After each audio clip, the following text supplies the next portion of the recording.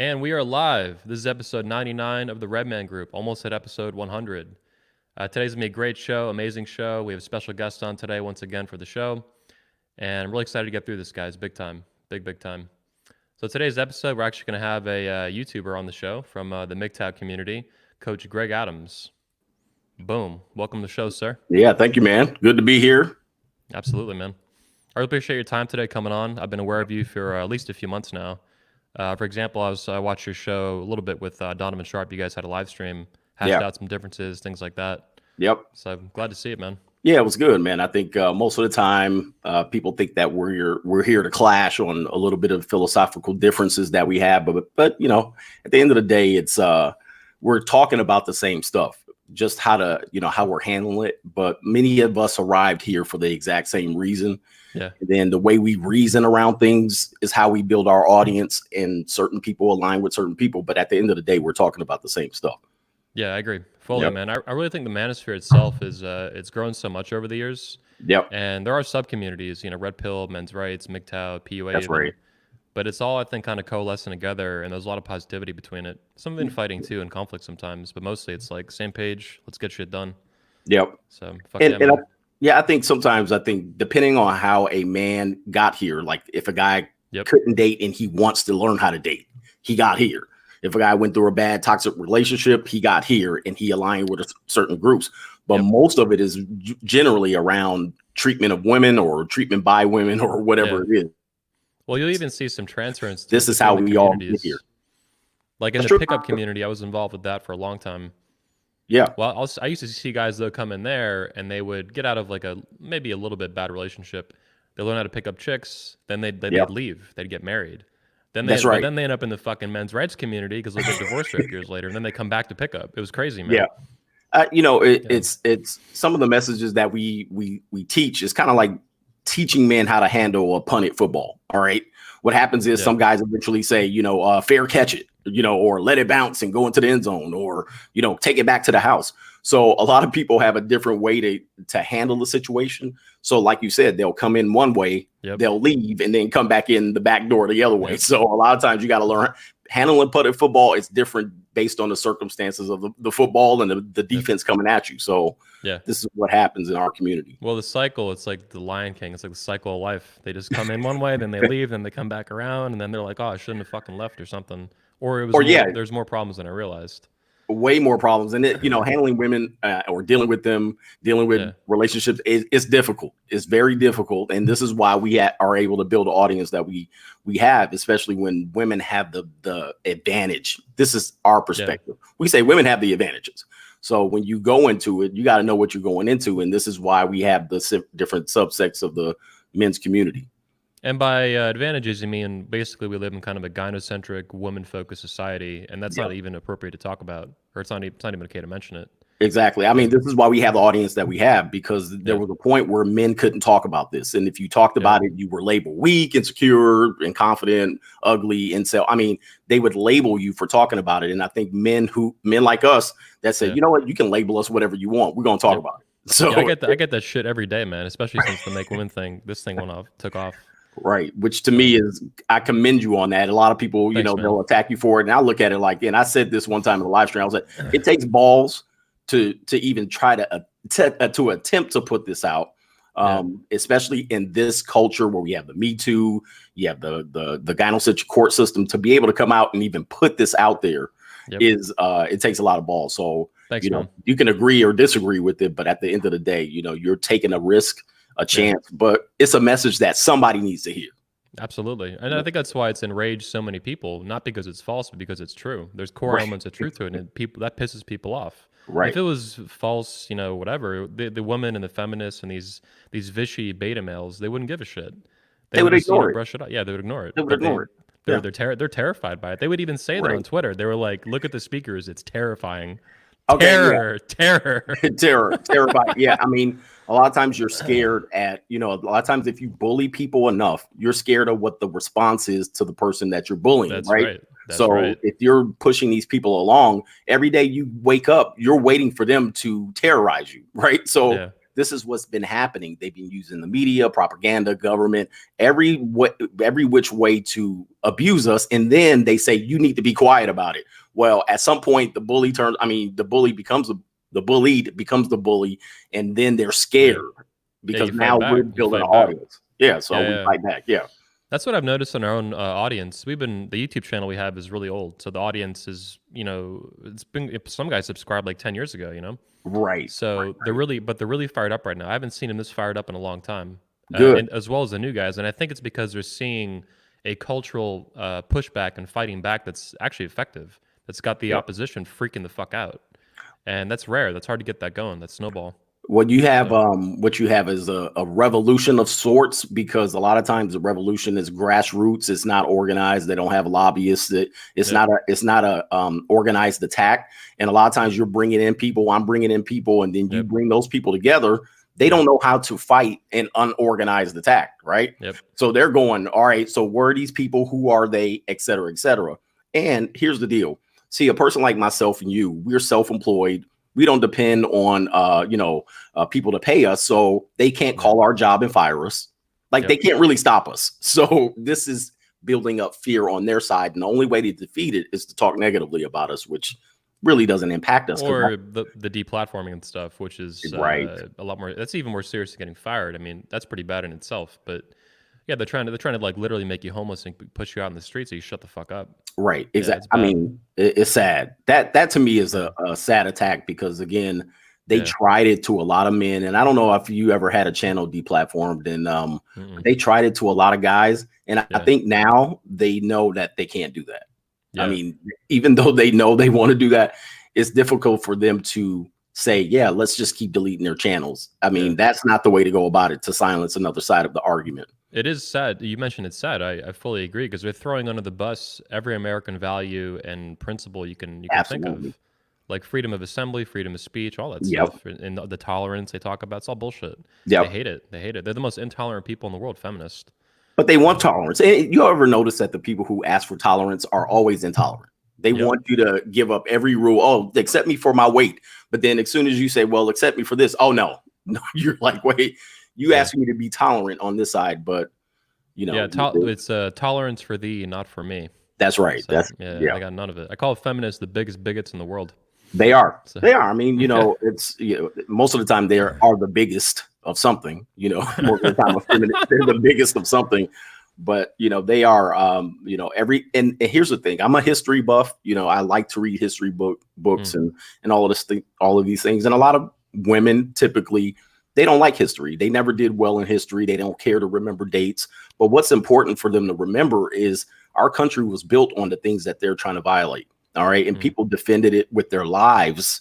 All right. In order for us to have these freedoms to speak against tyranny, against some of the inequities in law and unfairness. And they want to wipe all of that away. All right. Because they don't understand the context of history. And they'll say, forget the Constitution. It means nothing to us. Those were old white men. Okay, well, you're going to give up everything if we want to forget all of that. And if you're prepared to do that, be prepared for the barbarian at the gate, is what I call it. Our new boss to come knocking at our door, and you'll have nothing to do but lie on your back and give up that peace leave, as I call it on my show. Yeah. This is gonna be a great show. Before we get more into today's show, let's take a look at our sponsor.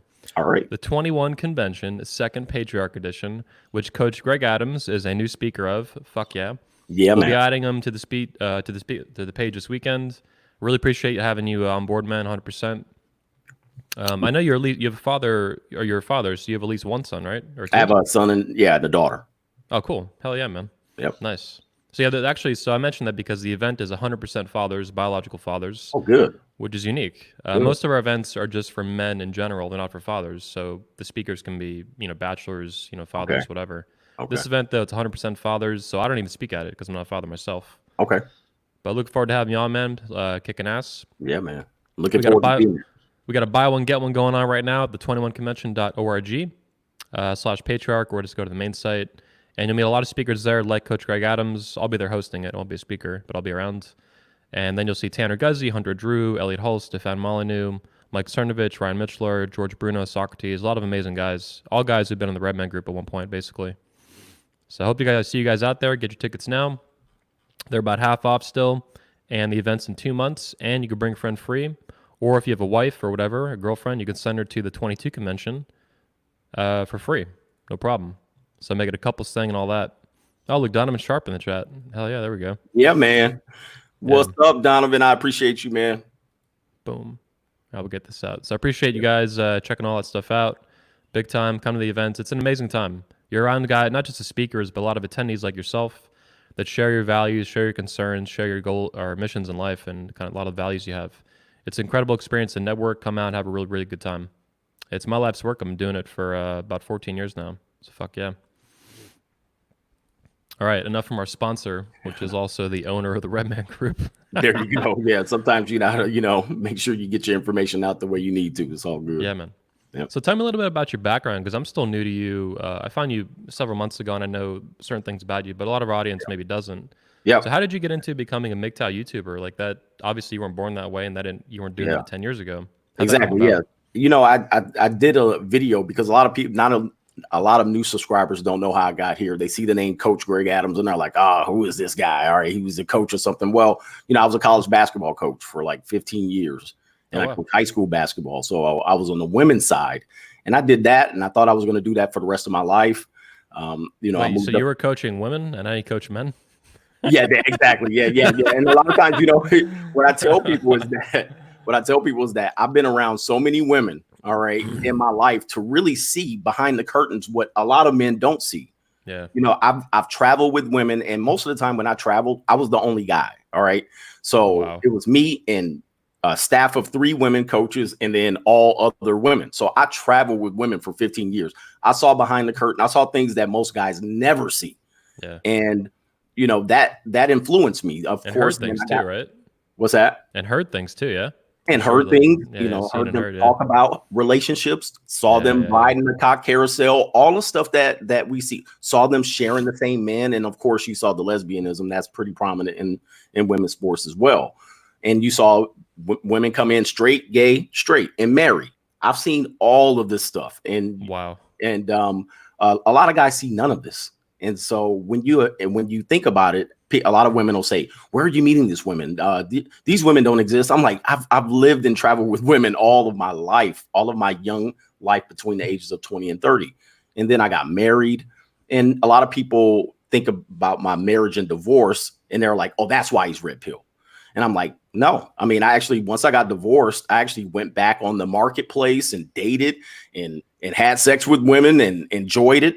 And then it was that point where, women started to try to pressure me into getting married again. That's when I started going, okay, wait a minute. Whoa, hold up. We saw a different dynamic of women with the whole technology. Instagram. And when was your divorce? Several years ago? 2013. So 2013. And then that was ugly. It was ugly, of course. I learned what the family court was. And I fought her off for 7 good years, right? And to the point of even last year, she kept taking me into court every year. But wow, what happened was all of that information that I was gathering in the family court and learning the dating landscape, technology, Instagram. What happened was I started listening. That's how I got into it. I started listening to Tom Likas, and then that led to Sandman. Then that led into Big John from MGTOW. So I started listening to this stuff and going, oh, it makes sense. Since I've experienced it, lived it, now I can understand it because they're explaining it. Well, it sounds to me like you connected a lot of different dots from Tinder, Instagram shit, modern dating to family court, divorce court. It sounds like you tied it all together. Yeah. So it sounds like to me. And many men don't experience all of these all at once, right? Yeah. They experience like a bad relationship and then they come in here. Well, I'm like, all right, I lived with women for 15 years. Then I lived with a wife. Then I went on the dating landscape. I sampled a whole bunch of different areas and tried to make it work. Now, once I got to the point where I'm like, all right, these guys are saying no cohabitation, no long-term relationship, no marriage. I'm like, I can accept that because I actually tried all of them and it didn't really work out the way I wanted it to. And you always had the influence of the outside world influencing these women. Yeah. And then I finally said, all right, I'll accept that more to focus on myself and make myself look better or feel better. And then at the end of the day, I started making videos and I said, maybe I'll get 10,000 subscribers, right? And then it took off. And I was like, okay, so somebody wants to hear this. Here's your channel, by the way, 86,100 subscribers and growing. Yeah, man. Yeah. You've gained tens of thousands just in the past few months, right? Yeah, I think the channel's been slowed down, obviously, by YouTube. It's not monetized anymore. And I want to say probably around September and October, I was getting about 7,000 subscribers a month.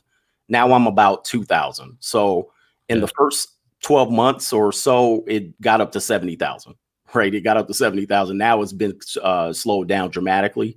Yeah. But and they kicked you out of the partner program, you're saying, completely? Yeah, well, they don't monetize any videos, so it's they haven't kicked me out. Again, this is something that I don't know if we talked about it on air, but we were talking about how they silence you. We were talking about it. Yeah. How they silence you, and this is a way they silence you. They discourage you from putting out content. They'll say, "We won't monetize it, even if we manually review it. You have the option, but we'll never monetize it." And once they do that, they don't expose you to a greater audience. Yeah. When you're monetized, they expose you to just about everyone, and then your videos will get more views, and then you'll get more subs. I think they try to discourage you from doing that when they say, "Oh no, this doesn't fit this aspect of the monetization, but we'll still keep you out here." They're trying to control you, basically. Yeah, they're trying to influence your behavior. Exactly. Yeah, so it's fucked up shit, man, for a neutral platform, right? It's supposed to be. Yeah. And I've seen worse. And the funny thing I had was there was a girl, I can't never remember her name, but I did a video about her. She was supposed to be 15 years old. She's like a pop celebrity, but she's really 13. I did a video about her and they demonetized it. And I was like, wait a minute. When I go to her channel's monetized. I'm like, wait, how are you going to monetize the person and demonetize me for talking about her? And I didn't use any of her content or anything. So some of these things are a little hypocritical, but expected from this type of platform. They don't want to hear it. Absolutely, man. Yeah. Interesting. Yeah. So let's get a little more into, I wanted to get in some really savage here. I have your books pulled up. I want to get to those in a minute. Yeah. But this is one of the most savage things I've ever seen on feminism. And I like to say a lot of savage shit about feminism myself. Right. I've called feminism the new pink KKK, for example, which a lot of feminists don't like. Right. Pink KKK. So here's I saw this on your Instagram not too long ago, and you go into it. I think it's from a YouTube video, and you put it on your Instagram. We will look at feminism like we look at slavery in 150 years. And I looked at that, and you're black as well, of course. You're not a white guy or Asian guy or something. Right. So this was fascinating, and I looked at it, and I was like, absolutely, this is right. But coming from a black guy in particular, that's really fucking savage. Like, if I said that, I would get screamed at pretty bad for several reasons. But I think you're right. Can you talk to me about this? Yeah, man. I mean, I think because I'm black, right, I could say something like this and then I won't get attacked from every angle, as opposed to if you would have said it, you would have got attacked by pro-blacks and everybody. And now, people are a little bit more hesitant to attack black men talking about slavery, although you will hear some people call you a sellout, coon, Uncle Tom. I can accept that. But then when you think about the fact that how we look at slavery today is different than the people, how they looked at it 150 years ago. They rationalized it. They said, hey, this is the system. We can't do anything about it. It actually benefits us financially. And when you think about some of the arguments that they use to rationalize it, they actually look at feminism the same way. They rationalize it. Well, women have to work now. We need them to compete. Men are getting squashed down. They're getting disenfranchised, but we need women out here. Women need to be empowered. But then ultimately what's going to happen is there's going to be a lot of negative effects of this push. When we look at it now, there's still negative effects now. There's a marriage rate failing. The divorce rate is high. People aren't marrying at the rate. There's more single women than there ever been in the history. There are more women in debt. Now they're trying to elect somebody in to clear that debt. You mean single motherhood or single women or both? Single motherhood and single women. I mean, there's more single mothers than there were in the last 50 it's huge. Years. I was looking at the numbers the other day, and I think it's like 38 or 40% or something like that. No, I mean, it's 45 total in the United States. Now, when you add the black community. But 100 years ago, it was fucking 2%. Yeah. Two. Yeah. Literally fucking 2. It was unheard of. Yeah. It was unheard of to be dangerous. You'd starve to death. You'd be a fucking hooker or something to survive. Well, there was a time where I think some communities, if a young girl got knocked up, they would send her to relatives in another state. Yep. She can hide that. I mean, have that kid hide it, then come back to school. Oh, I had, appendicitis, or whatever they would give. Yeah. That's this. Now they promote it and they say you're empowered. It wasn't your fault that you out here fornicating with men that you shouldn't be with. I mean, it's absolutely. Can you believe that fucking loser abandoned you? That guy with 8 tattoos with 3 baby mamas? Who fucking would have thought? Who would have thought? Who would have thought? Who would have thought? Yeah. And you're out here selecting men based on, evolutionary standards. You want them tall, aggressive. You want the hot football player or whatever, and you lie down on your back, and then he knocks you up and runs. Now we're supposed to as men, accept all of that responsibility because you didn't select right. Yeah, these are basically deadbeat moms. You're just not allowed to call them that. Only the deadbeat dads that run away because he was obviously an unhinged douchebag in the first place. He had no intentions of staying in, and a lot of young women unfortunately try to turn club hookups into relationships. Yeah. Oh, you got me pregnant. Oh, now you need to stay. Yo, I was some guy at the club you met. All right. Well, so this is a good point though, because when they try to change a guy, that means they knew it in advance, or they pretty much knew it, and they didn't. They're like, well, it'll fucking work out, or I'll just make it. It's like the arrogance, the entitlement that they can change somebody they don't even know is delusional, man. Delusional. But if you look at it, if we do enough of this, later on in 150 years, there's going to be somebody who picks up our content. They're going to pick up the books, and this is why I wrote the books, because I said YouTube will deplatform me, and then there goes all my videos, right? So I said, at least I'm going to put something out there in writing. Somebody's going to pick it up and look at the conditions of our country and say, wow, it wasn't like this all the time. Okay. Yeah. I get this from young guys. They'll come to my video. They're 24, 25. Their reality is that there's always been dating sites. There's always been Tinder. There's always been Instagram, and there's always been Facebook. These are new things, gentlemen. These are new things that have influenced the rate of relationships. All right. And for men who are older than me, single mothers, that's a new thing. All right. Women out there fornicating and jumping on baloney pony and not marrying guys until age 28. These are all new things. Yeah, well, dude, when I grew up in the 90s, man, being a kid in elementary school, single mother, that would not even have been a concept. Like, some people got divorced and that was pretty rare and taboo, but it happened. But single motherhood, these unwed chicks just getting knocked up. Like, I was barely aware of that at 10 years old. Like, that should even happen. That would be like, holy fuck, what happened? Yeah, as a little kid. And now that's just normal, especially in Orlando where I live now, man, Central Florida. The whole area has just got a ring of single mothers, man. It's crazy. They live in these little cities around the main city, because it's too expensive. So they move out to the little countryside, which is cheaper and shit. So yeah, well, a lot of these things that we see today that are normal for these young people were not normal for us. And it's good that older men now can talk about this and bring this perspective to tell you guys, look, these things that you're seeing right now, they weren't intended to be this. They were made this way. Yeah. And the one thing that hasn't changed around everything is us, right? Like, at one point, they wanted us to change. We were along for that ride. And then until we said, let's pull this back. All right. That's what they don't like. All right. Yeah. And a lot of people will say, well, MGTOW or Manosphere is like feminism. And I say it's not, because here's the deal. When you look at feminism, they're promoted by politicians, the media, lobbyist groups. All right. They have a lot of people in backing to prop them up.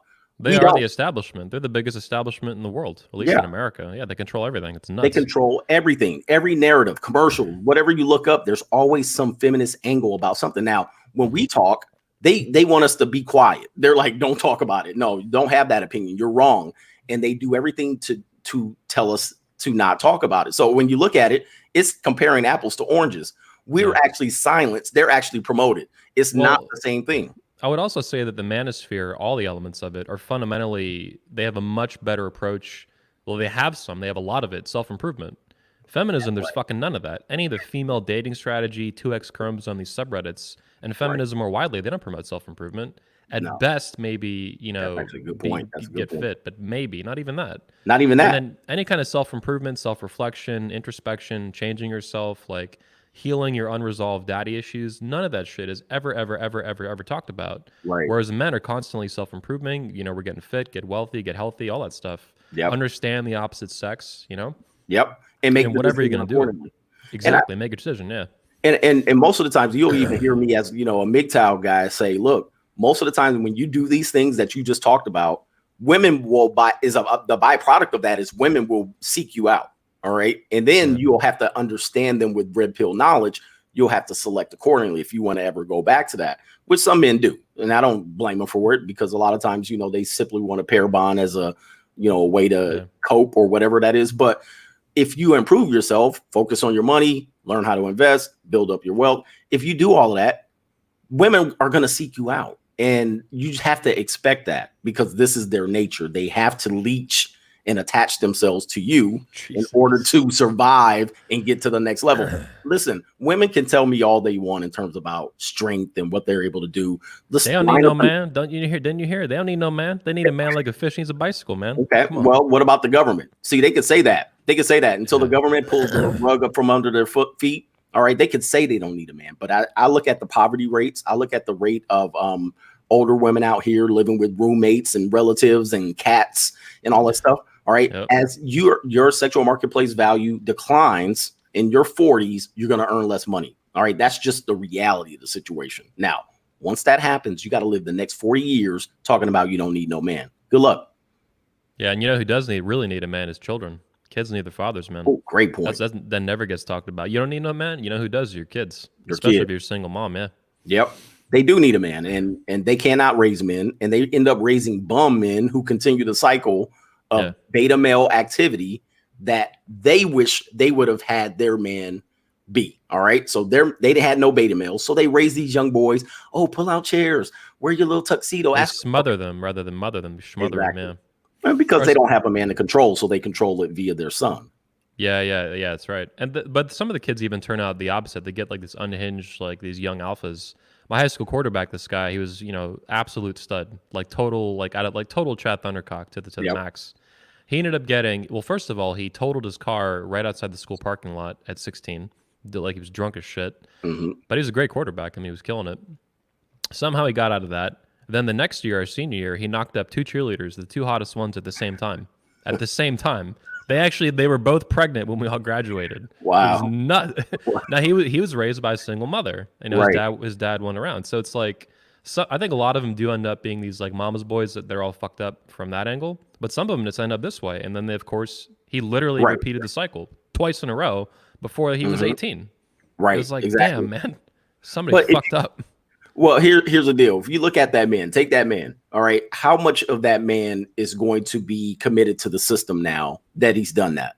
All right. He's committed to the system now for 20 years. So that same man, until he's right around 40, will be attached to the system. And by virtue of that attachment to the system, he owes that system money. He has to now take responsibility of someone that he don't really know who these girls are. All right. They were just lying on their back and they were giving it to him easy. But now he has to take care of those women. All right. That actually benefits the greater society. It benefits capitalism now. It benefits feminism. It benefits the gynocentric court system. They're all in business now because he decided to do that. So we're trying to tell young guys, look, I know you I call it peace leave on my channel because I tried to stay censored. All right. I tried to censor myself. All right. And make it more comical. All right. But you liked it. But guess what it got you into? All right. This is what a father would tell a son. But there's no fathers. Yeah. There's no fathers. Even fathers now who are married. All right. They're in essence, handcuffed. They've been by silent. women who believe in this feminism. Oh, I can run the household. You have to listen to me. No, I don't. Well, that's been the one of the main premises of the 20. How do I get this on here? What the fuck? There we go. So I was going to say that the 22 convention, we call it the mansplaining, pro-woman event, all that, but destined to be the mansplaining event of the century. And one of the reasons I did that was a couple of reasons. Number one, I knew they would attack me with that, so I embraced it beforehand. Good. But really what I mean is that men and fathers in particular have been, like you said, handcuffed, who've been silenced in every way imaginable throughout the entire country at every level. You're not allowed to have, with very rare exceptions, and they have to fight like hell usually, like Trump or some other celebrity who wants to speak up. You can't have a masculine voice in the culture right now. It's been silenced. It's been removed in every way imaginable. Yep. And really, I think the key word mansplaining has been a tool of doing that over the past couple of years. A really powerful one. Unfortunately, it's a weapon. So, well, it's I'll go back to this. It takes balls to do what you're doing right now. All right. Not a lot of men will do exactly this. All right. Because you're using buzzwords, you're using symbolism that they're going to attack in order to prevent them from attacking it from that angle. All right. I kind of use that too, but you're now broadcasting that out to a greater audience and you have a lot of people talking about it. And that's exactly what you need. Even if they're disagreeing and they're trying to attack it, you need that. But here's the deal. Just as Trump did. All right. He did exactly that. and it elected him because at the end of the day, Yep. even the women, and he got a greater percentage of the women vote than they ever want to admit. Even the women knew, all right, at the end of the day, he's a way better option than a feminist. Yeah. All right. A well-known, out the closet feminist, outright feminist. And they elected him as such, even if he was saying grab the peace leave. All right. Even when he was out there saying, I mean, he said some outlandish stuff, and he did it to a point where they could never attack him on it. All right. Yeah. And the public still elected him. All right. He didn't win the popular vote, but enough to put him into the presidency. You're doing the same thing. Okay. And I think where do you think I learned it from? There you go. No, I mean, to me, it's genius. A lot of people, even down to the hat, that symbolizes patriarchy and the hate for Trump. They see that and they want to attack it just based on that level. But here's the deal. You're going to get an audience of women that know they don't want to live by themselves for the next 40 years. You're going to get an audience of women who say, you know what, I want to divorce my husband because I think I could get a better option at age 48. All right. You're going to get a group of women that say, look, I'm conservative. All right. I have conservative values. I would like to learn how to avoid the traps that feminism has ahead of me because it's not going to work out. That's right. All right. We need men. All right. We need men. And the government, the more we depend on the government, the more we push down not only men, but we push down our kids and ourselves. I think it's a great idea. Thanks, man. I appreciate that. Yeah, it's been pretty wild doing it, man. I mean, all the media attention you're talking about. We've reached like 100 million people so far this year with it. Yeah. In terms of broadcast and shit, which is huge. I mean, we do a lot of views anyway, like on YouTube, like you, but that's way above anything we've ever done. I mean, that's like triple our channel view count. Good. Almost. Yeah. Good. I mean, look, not all men are going to agree with you either, right? Yeah. So, yeah. I've got pushback, yeah. Men will either they'll be like, okay, they're not strong men that are leading the conference, or they'll even go as far as to white knight for these women. All right. And so a lot of times white knights are more of a problem for men who speak out against women than women themselves, because feminism would be nowhere without white knight syndrome. And you're going to be attacked by white knights who don't want women to be, in essence, instructed to be better women. They want them to be out there and be thoughts, because that gives them a better chance to get the peace leave that they would never get on the regular landscape. So it's good, in my opinion. Thanks, man. Yeah, your video quality, by the way, audio is kind of busting up real quick. Do I look normal to you? I can see you, but my video is I don't know. It's not as light as it normally is. Can you hear me? Yeah, I can hear you fine though. Yeah, it's just the video, like the choppiness. It's all right though. Probably fix itself in a second. Yeah, man. So one more thing before we move on, you mentioned the with the feminism and the slavery stuff. So a basic way, when I looked at it, what I thought too was not only the things you're talking about with it, but feminism today is such a dominant cultural force that people don't even question it. And they, like you said, they just make excuses for it and rationalizations, but it's really serious and really fucking gross. I mean, men and fathers and boys are even being systemically biased against and harassed and treated like second-class citizens, like shit. And modern culture and modern America, and that's fucked up. And it's for all the people and all these women, the feminists that say equality is all important, all this bullshit. They don't mean any of this stuff. They're the main, like I called them earlier on. They're the biggest bigots in the world. Like they've normalized the hatred of men and fathers, which is so fucked up. Like the America I grew up in the 90s, like that wasn't okay to hate the opposite sex based on the way they were born. That's just stupid, and that's just gone out the fucking window like real fast. Right. I think women will probably disagree with you and say, well, they were on the opposite end of the spectrum. They were the ones being hated because of their sex. But I think what they get wrong is this. This is where they get it wrong. And they probably have a point. And everybody has a point. So I'm always like, I'll listen to your point. But what I would tell them is this. At the end of the day, when there's a correction event, a bad economy, a war, somebody to fight, an enemy, terrorism, when there's something like that, they always turn to men to defend. All right. Yeah. When it's convenient for them, they'll always say, oh, women and children in the boat first. Okay. And this is where men have a problem. Okay. Despite the fact that we're talking about equality and we can do this and girl empowerment, and we're going to disenfranchise men in order to correct the 200 years of women being disenfranchised. Okay. Most men will say that's fair. However, when it's time to fight, when it's time to put out the fire, when it's time to arrest the enemy, you turn to men the stronger man, the stronger vessel. And Yeah. that is where we want to make sure you don't destroy, because when you destroy that right there allows the barbarian at the gate to come in. And I always talk about the barbarian at the gate is we don't know what it is. Right now it's coronavirus, right? So Yeah. right now they're fighting over toilet paper in the grocery store aisles. Now, when this happens, when the new enemy comes in, what they have to understand is if you weaken men so much to the point where we don't even want to defend you anymore, we're like, hey, well, go ahead. All right, they're coming to rape you. Have fun. All right. When the barbarian at the gate comes in and you lose your power, you don't stand up for yourselves because the men are no longer standing up for yourself. You're going to have to lie on your back for a lot of men, and a lot of men who are going to treat you far worse than the men that you have now that you can empower. This is what we try to explain to them. You guys can't keep sending these mixed signals that you can do it on your own.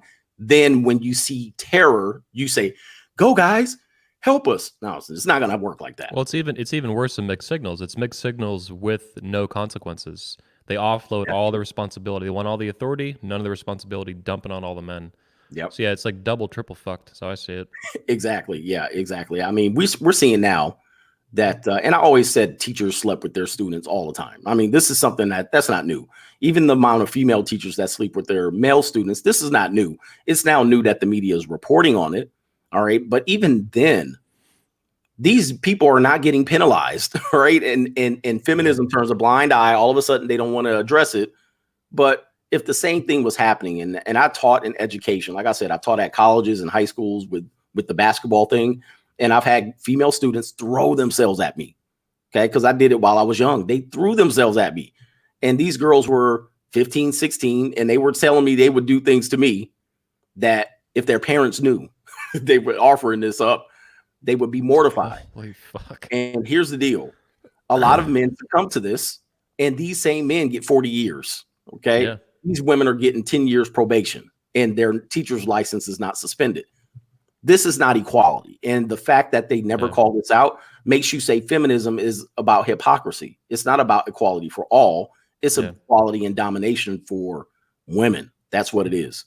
Yeah, I like this. I like to say, not to say, but comedian Bill Burr and I think a few others used to say that, you know, feminists are all about equality, but they treat it, so they say, but they treat it like a Chinese food buffet. They just pick and choose what they want as they go through it, and then they like, you know, statutory rape against 16-year-old boys. Who cares? Yep. Yeah, some probation's fine. We don't need to go to jail for that. Exactly. And another one too I like to look at is alimony. 98% of alimony in America goes to women. That's a big gender pay gap. I was hearing no feminists talking about that. None. And when we see the thing is, we bring it up on the channel and they deplatform us for bringing that up. Yep. And you're going, wow. I mean, this is when we look at what feminism truly is, it's not about equality. It's never going to be about equality. Right now, it's about tyranny and control. Tyranny and control. Yes.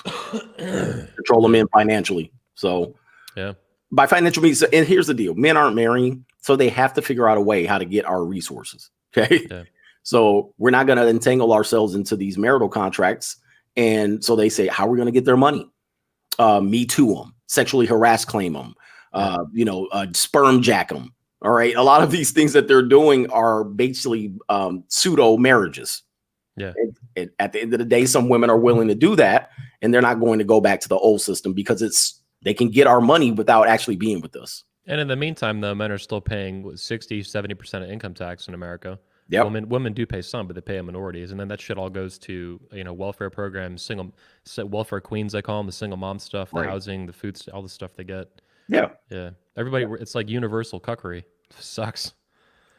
The only way, and again, so if you look at it from that perspective, and I'm coming from a MGTOW and I have the free agent lifestyle philosophy, I'm like, look, don't entangle yourself with this system. And this is what we're telling men. Look, stay far away from it. It's like a punted football that I talked about. They punt it and you're deep in at the 10-yard line. All right. Let it go into the end zone. All right. Let it flop. And at some point, maybe they'll adjust. That's what we're hoping. Let the peace leaf flop. Let it flop. Let it flop right there on the one, go through the end zone, whatever it's going to do. Just stay away from it. Well, I got your book pulled up here on Amazon. Talk to me a little bit about it. Free Agent Lifestyle. Yep. Men's Guide to Peace, Quiet, and Freedom. That sounds pretty good. Yeah, I think it's kind of like a philosophy book where it's like what men ultimately want at the end of the day is peace and quiet and freedom. All right. This is what men fight for. Men have lost their lives in order to achieve this. And sometimes because of our dependency on vagina, what happens is we get involved with women who are toxic, and we believe, or women who weren't toxic but became toxic, and they disrupt your peace, quiet, and freedom. So a lot of men don't know how to get out of those situations. And what happens is once they do get out of these entanglements, they realize that the peace, quiet, and freedom is actually better than trying to attract vagina, right? Or vagina that is attached to the government. And, you know, I talk about all of the things that you can possibly do to achieve this freedom other than entangling yourselves with women. But men do it the opposite. We're groomed to do it the opposite. We're groomed to find the woman, and then by virtue of her, she will give us peace, quiet, and freedom. She will lead us to do and make more money and do more things to get that. And that's not been true. That's not been true for probably 80 to 90% of marriages. So what I'll tell guys to do is focus completely on yourselves, wait till these women hit the wall, and then you'll probably get better women on the back end than you would if you try to do this at age 24, 25. So I've built my life up to age 40. Now I'm age 40 with peace, quiet, and freedom. On the back end, I could go back to a 24-year-old. You can't do that at 28 with nothing. So this is basically what the book is about. No, I got to say, man, I need to buy it. I'm looking forward to it. I see it's doing pretty well on Amazon too. You got a lot of reviews, man. 165. That's solid. Yeah, it did real well. I didn't think it would do. Again, I was like, maybe 10 people might pick it up. You know, I'm like, you know, as long as some people find something positive out of it, they don't have to believe everything that I'm saying. Yeah, but you want them to look at it independently and critically and truly think for themselves. Yeah, think for yourself. Make your own philosophy out of this book. And I hope that the next guy who reads this is able to build an audience based on something that I read. They kind of do that to the other men who've written books and say, I took this from this and then I developed it. So fine with me. Yeah, keep spreading the message. Yeah. Yep. I got to say too, man, on a personal note, I mean, everything you just talked about, especially with the ages, actually, you even mentioned 24. I went through this myself. I don't know if you're aware of this, but at 24, I think I was 24. I sort of pseudo married, private married, I called it, because I avoided legal entanglements because I was aware of men's rights issues, fathers' rights issues, divorce and shit from the men's rights community. I was like, I'm never getting legally married ever. But I married this BPD hooker basically, unknowingly. A very toxic relationship.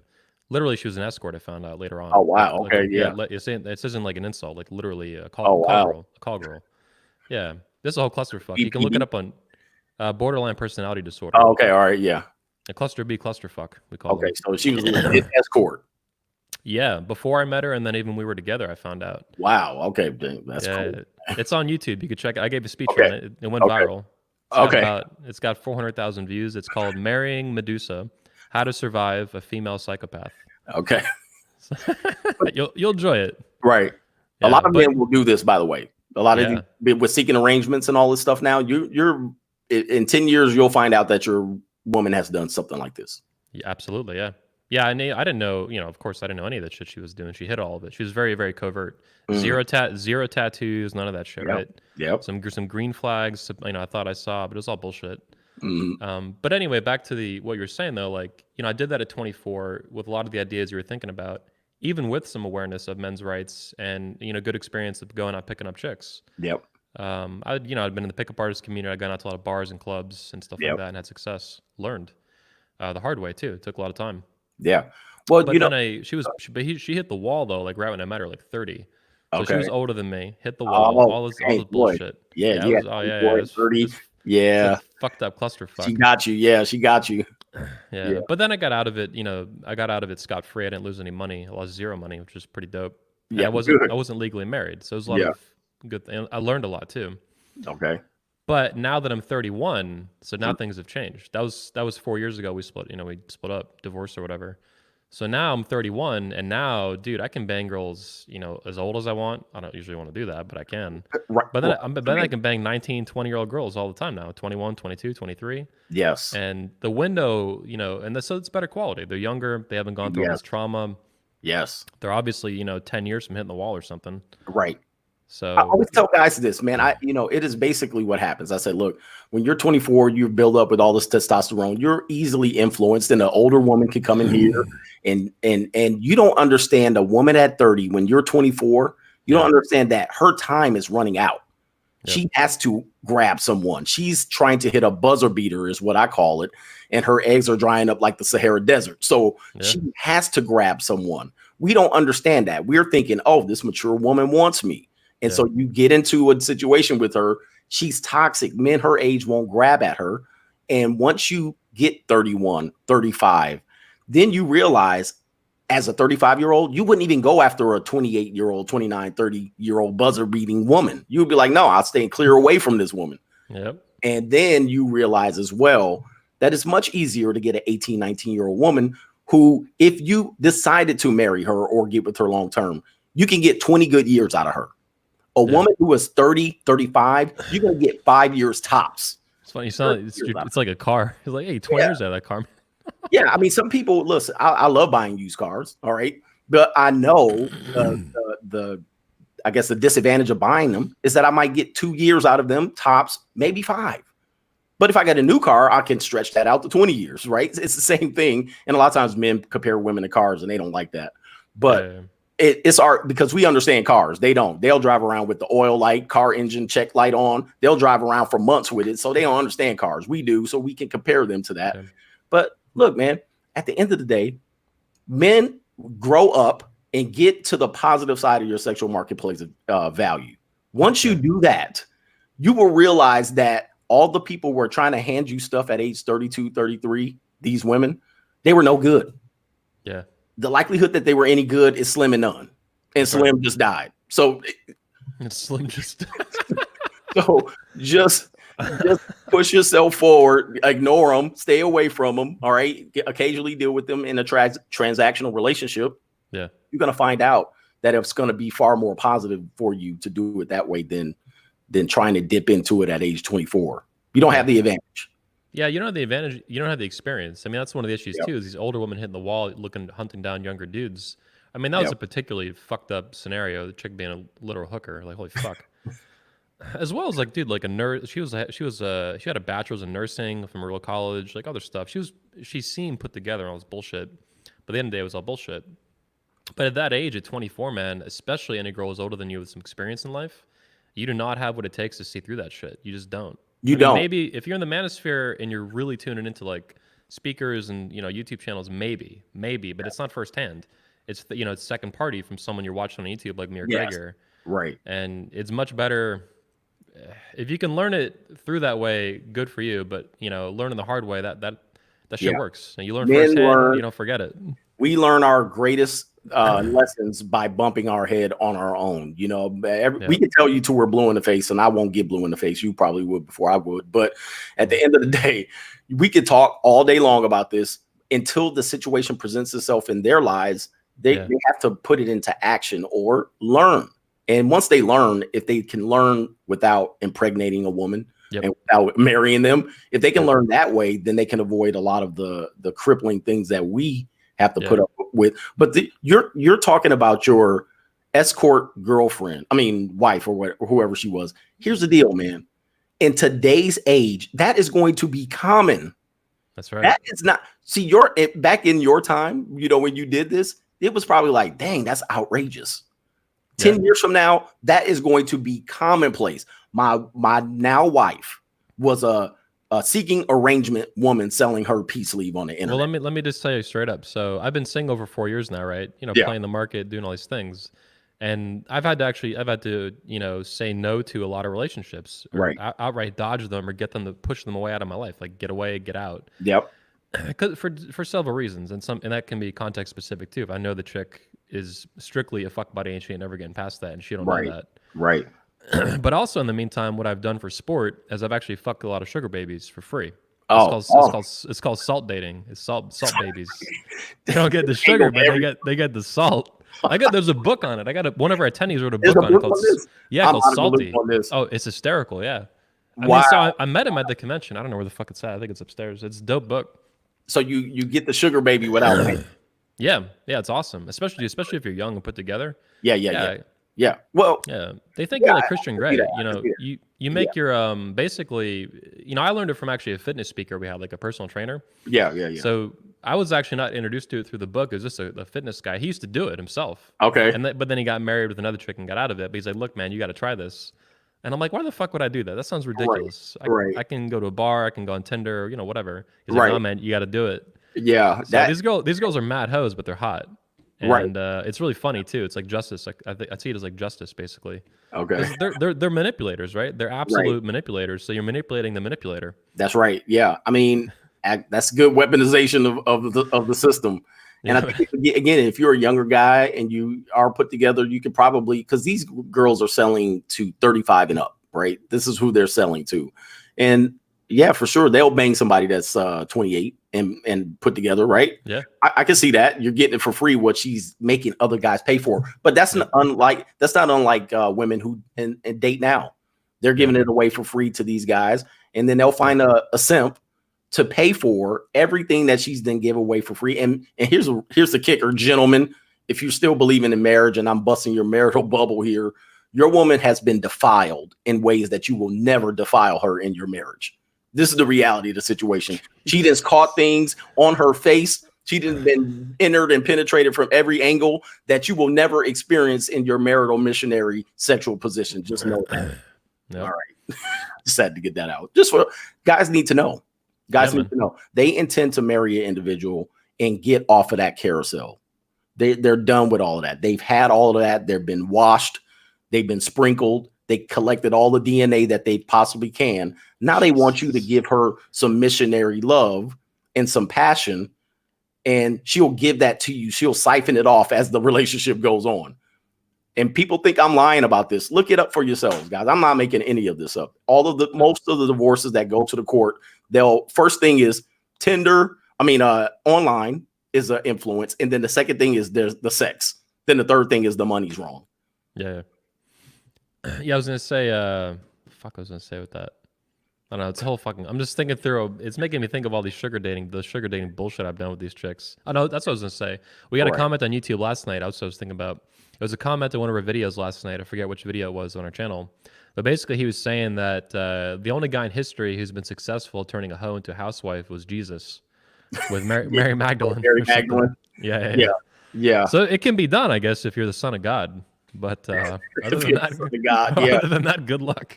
No, man, it's not going to happen. But see, here's the thing. This is one of the things with feminism where we talk about this whole sexual liberation thing.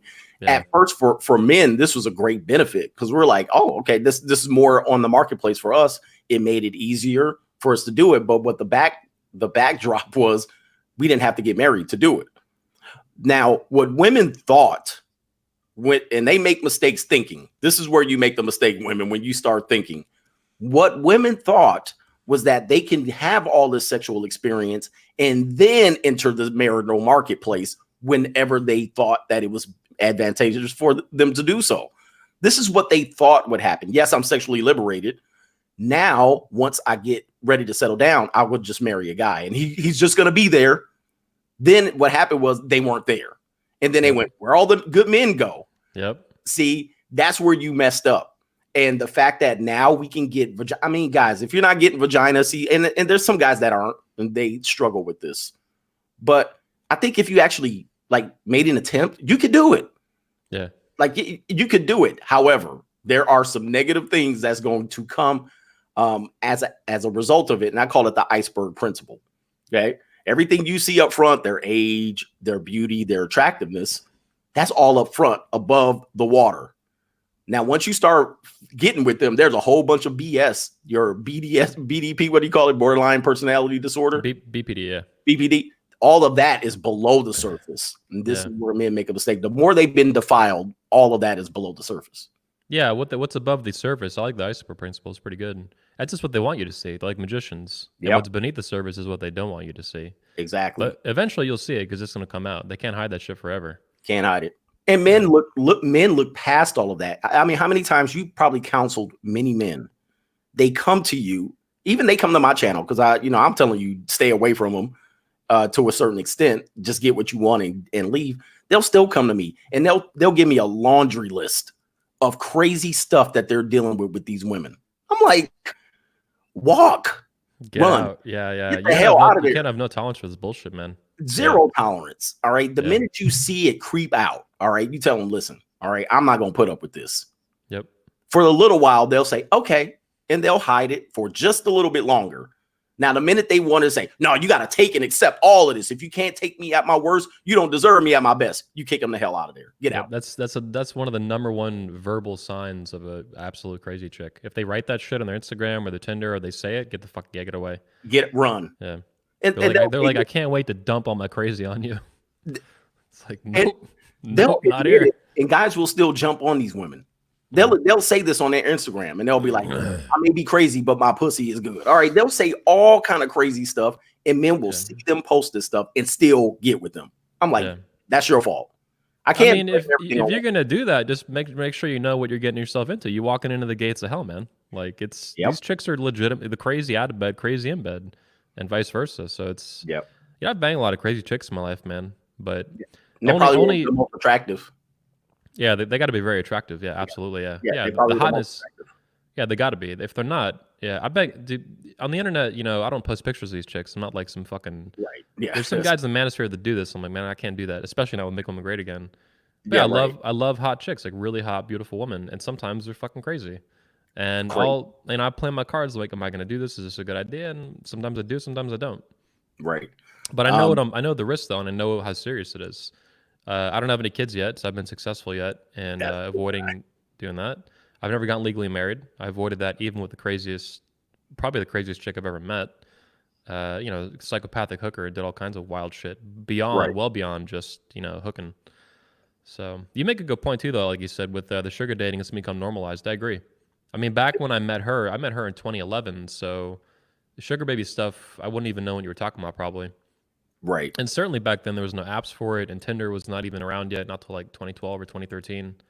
Yeah. So it's going to become normalized for sure, man. A lot of these girls doing this shit. I mean, the same girls on sugar dating apps that I've seen, like literally seen them on a Tuesday. The next week I'll open up Bumble and I'll see them on Bumble and they say, no hookups, I'm only looking for a long-term relationship. Like it's fucking, or even more, like I'm looking to get married. It's like, wow. Yeah. This girl's looking to sell vagina for cash on one app. On her phone. She'll then close the app, open up Bumble, and write all this other bullshit that is completely, severely contradictory. She's literally a hooker and then wants to get wifed up at 27 years old. Well, that stuff will red pill you fast, and I've done the same thing when I was out there. Just put a fucking hat on your head. Is what it'll do, man. Yeah, it would. I've seen the same women that will say no hookups. First date, all right. First date, they're hooking up, and you're like, I can't believe this is progressing the way it is because you just said on the app that there's no hookup. See, when you've done this so many times, you're like, man, I mean, I'm trying to help. I'm trying to help you, but you guys keep digging yourselves a hole at the end of the day. So you can't believe anything a woman says. All right. Every time she opens her mouth, she's lying. And the reason why, and if women are watching this, the reason why you do this is because this is how you survive. This is how your manipulation is your number one way of survival. Just like we have to go out there and use our bodies, you use your tongue to survive. And if you didn't have that, you wouldn't even be here as a species right now because everybody would just lie down with you and then extract you from their lives. So you have to convince men to keep you around longer. The way you do that is lie to them. All right. Or manipulate. We'll call it manipulate because they'll say, we don't lie. We lie by omission, which is manipulation. So, Yep. Yeah. With, I was going to say with that, I had somewhere I wanted to take that. I can't think of it right now. Let's get into your book, actually. Let's do that. Let's get into that. Yeah. You did. So no, wait, hang on. You did say though that women are always lying if they open their mouths. Yeah. I like the sentiment. I don't know if I agree 100%, but I will say that when women open their mouths on whether they're typing or talking, they're broadcasting, they're communicating. Right. Whether it's honest or whether we would view it as dishonest is a much different story. But like the no hookup, and anytime a girl says no hookups on her Instagram or Tinder or Bumble or whatever, I know immediately that she wants to hook up. She's broadcasting. This is basically what she's broadcasting. Now it's bullshit, right? And you can call it a lie, but to me it's like, oh, there's signaling for chads to see through that bullshit and then fuck the shit out of them immediately. So that's manipulation tactic, right? So another one that they'll use and that they'll get guys to believe, which is not a lie, but it's a lie at the moment, is I would never do that to you. Oh yeah, Okay. yeah. So Do you ever do this? I never do this. I never do that. I don't know anyone who would ever do that. See, now here's the deal. On face value, it's not a lie, because at that moment, she would never do that to you right now. Okay. We always tell guys, whatever they say, just add right now to the end of it. I would never do that to you right now. I love you right now. Okay. You're the best lover I've ever had right now. So whatever she's saying at that moment, how she feels, she would never do that to you. Doesn't mean she's never, ever going to do that to you, because when circumstances change, she did it. And you said, I thought you would never do that to me. Well, she lied, but she only lied because it protected, because her security blanket was there. What else is she going to say? I would do that too. Right. Yeah. They're not strong enough to ever say that, because men would go running from the hills. So in order for her to keep her security, she has to say, I would never do that. But then you find out later she did it. Right. Yeah, of course. So the minute they say that, it's like, oh yeah, she's done this a lot.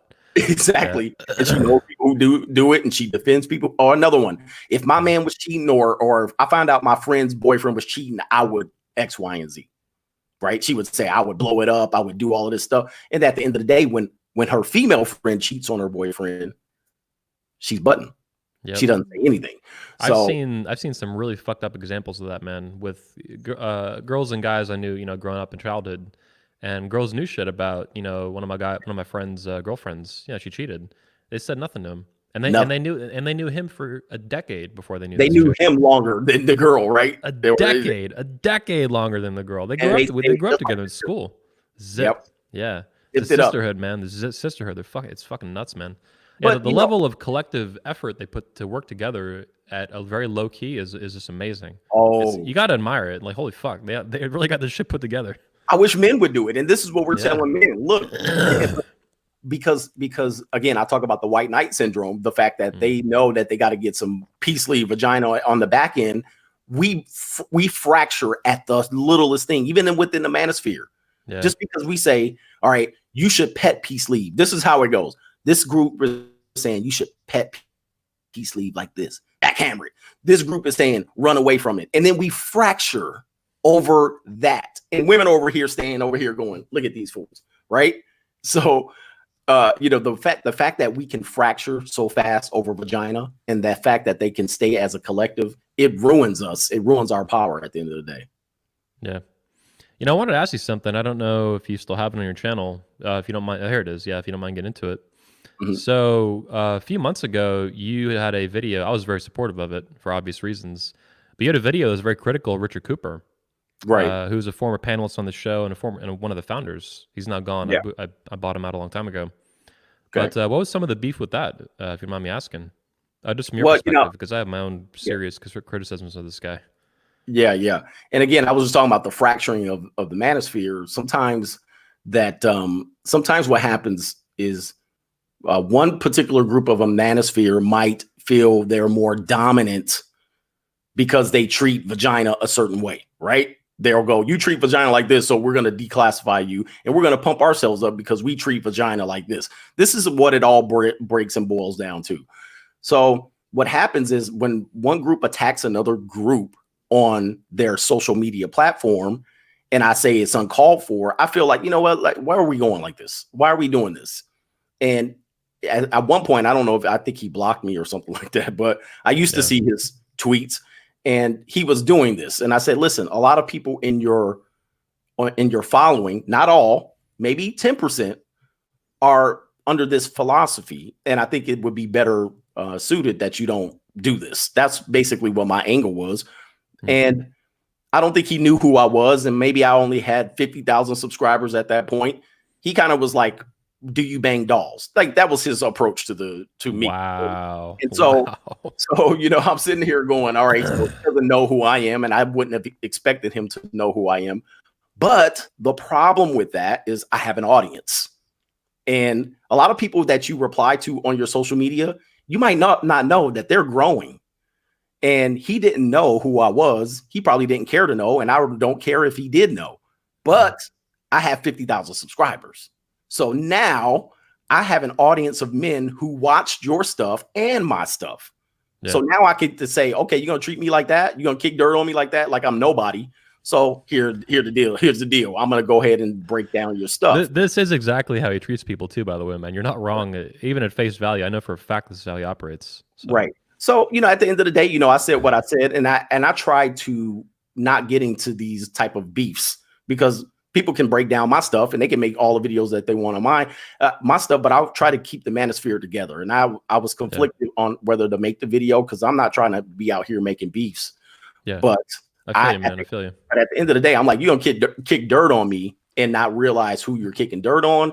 This is where men make mistakes. Men do this, and this is a good lesson for him. It was a good lesson for me.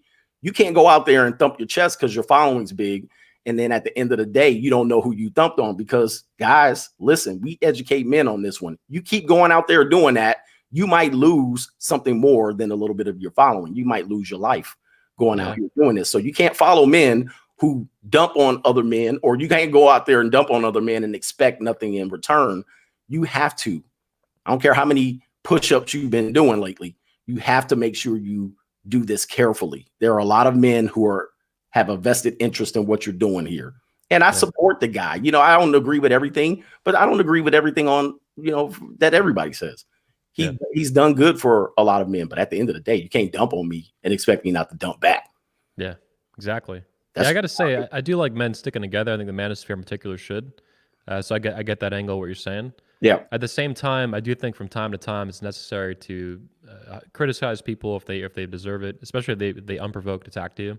Right. Or I like to say, take out the trash. And you know, sometimes that shit's got to get done, man. It ain't pretty. It kind of smells, but somebody's got to do it. I went 13 years without having any serious fights with 150 speakers. None. Right. But shit popped off last year, and shit got real. Right. There was memes where heads are getting chopped off. Well, people have to understand that it's a business. They may not intend it to be a business. At some point, you're doing it to help men, but then it becomes business. But when business is involved, it has nothing to do with this Manosphere stuff. All right. So when business starts being handled or mishandled, we got to handle this like business. At the end of the day, you can't come into it and try to get on top of my money. I want to tell people who look at that and said he was trying to take shots at somebody that had a bigger following. And that wasn't the case. I never monetized the video. I intentionally took the monetization off of that video. All right. So it wouldn't be one of these things that like, oh, he's trying to attack his audience and claim his audience. It was none of that. All right. I just was like, look, here's the things that you have to watch out for, men. And on the business aspect, all right, two men that are trying to do business, it's important that we come and approach this in the business aspect, or a business with business knowledge and acumen, and not try to be this whole facade of masculinity. This is business. Has nothing to do with masculinity. I'm better than you, bigger than you. My audience is bigger. Has nothing to do with that. And on the business end, he made a mistake. Yeah. Right. He made a mistake. And the mistake was know thy enemy. All right. Or know who you're talking to. There's a whole bunch of lessons in that. All right. In my case, he attacked me in public. He attacked the safety of my convention. The hotels almost sued him for this shit, man. They were pissed. Like these are major hotels we do events at. They're not unsafe any more than any other major 4-star hotel is. These are billion-dollar companies, man. He's saying people are gonna get shot at these events and shit. It's like, yo, well, yeah, that caused problems. That was fucked up. I never seen a speaker do that. That was nuts. Oh, he did it on live? Yeah, he did it on his channel. I don't know the whole story around it. So he did this live? Yeah, about a year ago. That video is still on his channel. It's got 40,000 views. He says he drops out of the Patriarch convention, the first one we had later that year. And he says the convention is unsafe. He doesn't feel safe at it. He's worried he's going to get shot or some bullshit. All this bullshit. Like, this is total nonsense, dude. Like, no one ever uses it, but dude, we have body armor for speakers. I hire professional security, licensed security by the state of Florida. We hire cops, dude. We have sheriff's deputies work the event in uniform. Right. The idea that our events are unsafe is delusional. We take excessive measures for safety that have never been put into question. Right. So it was all, I think there was, DDJ, and I talked about it later, but there's nefarious reasons he did this.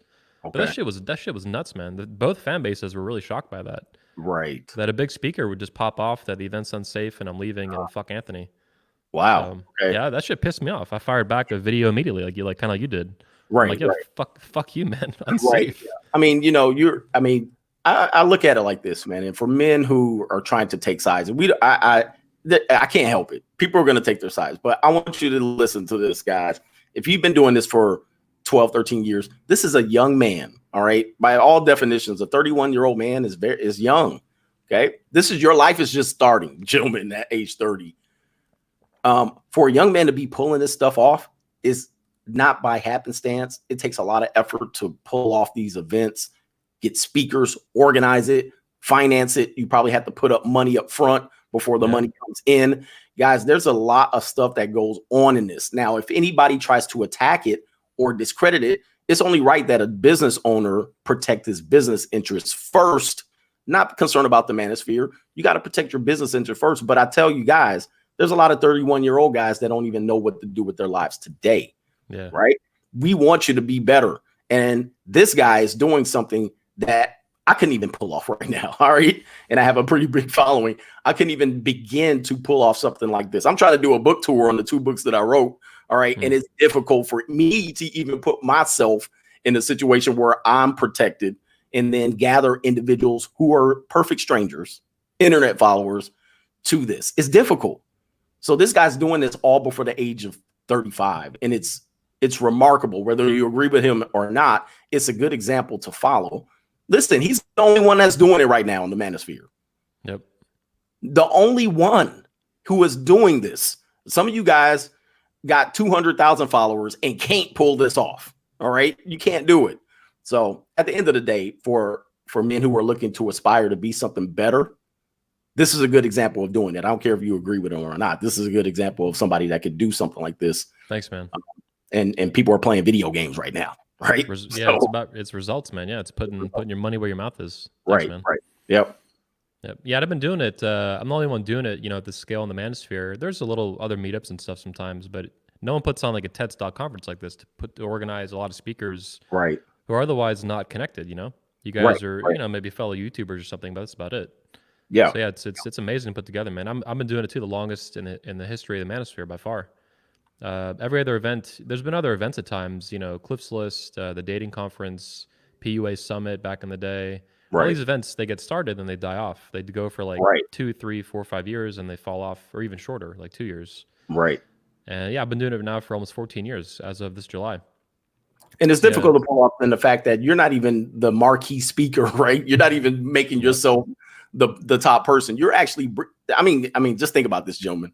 He's putting this on and saying, I'm not the main guy. All right. You're not going to hear from me. You're going to hear from other men who have bigger followings than me. All right.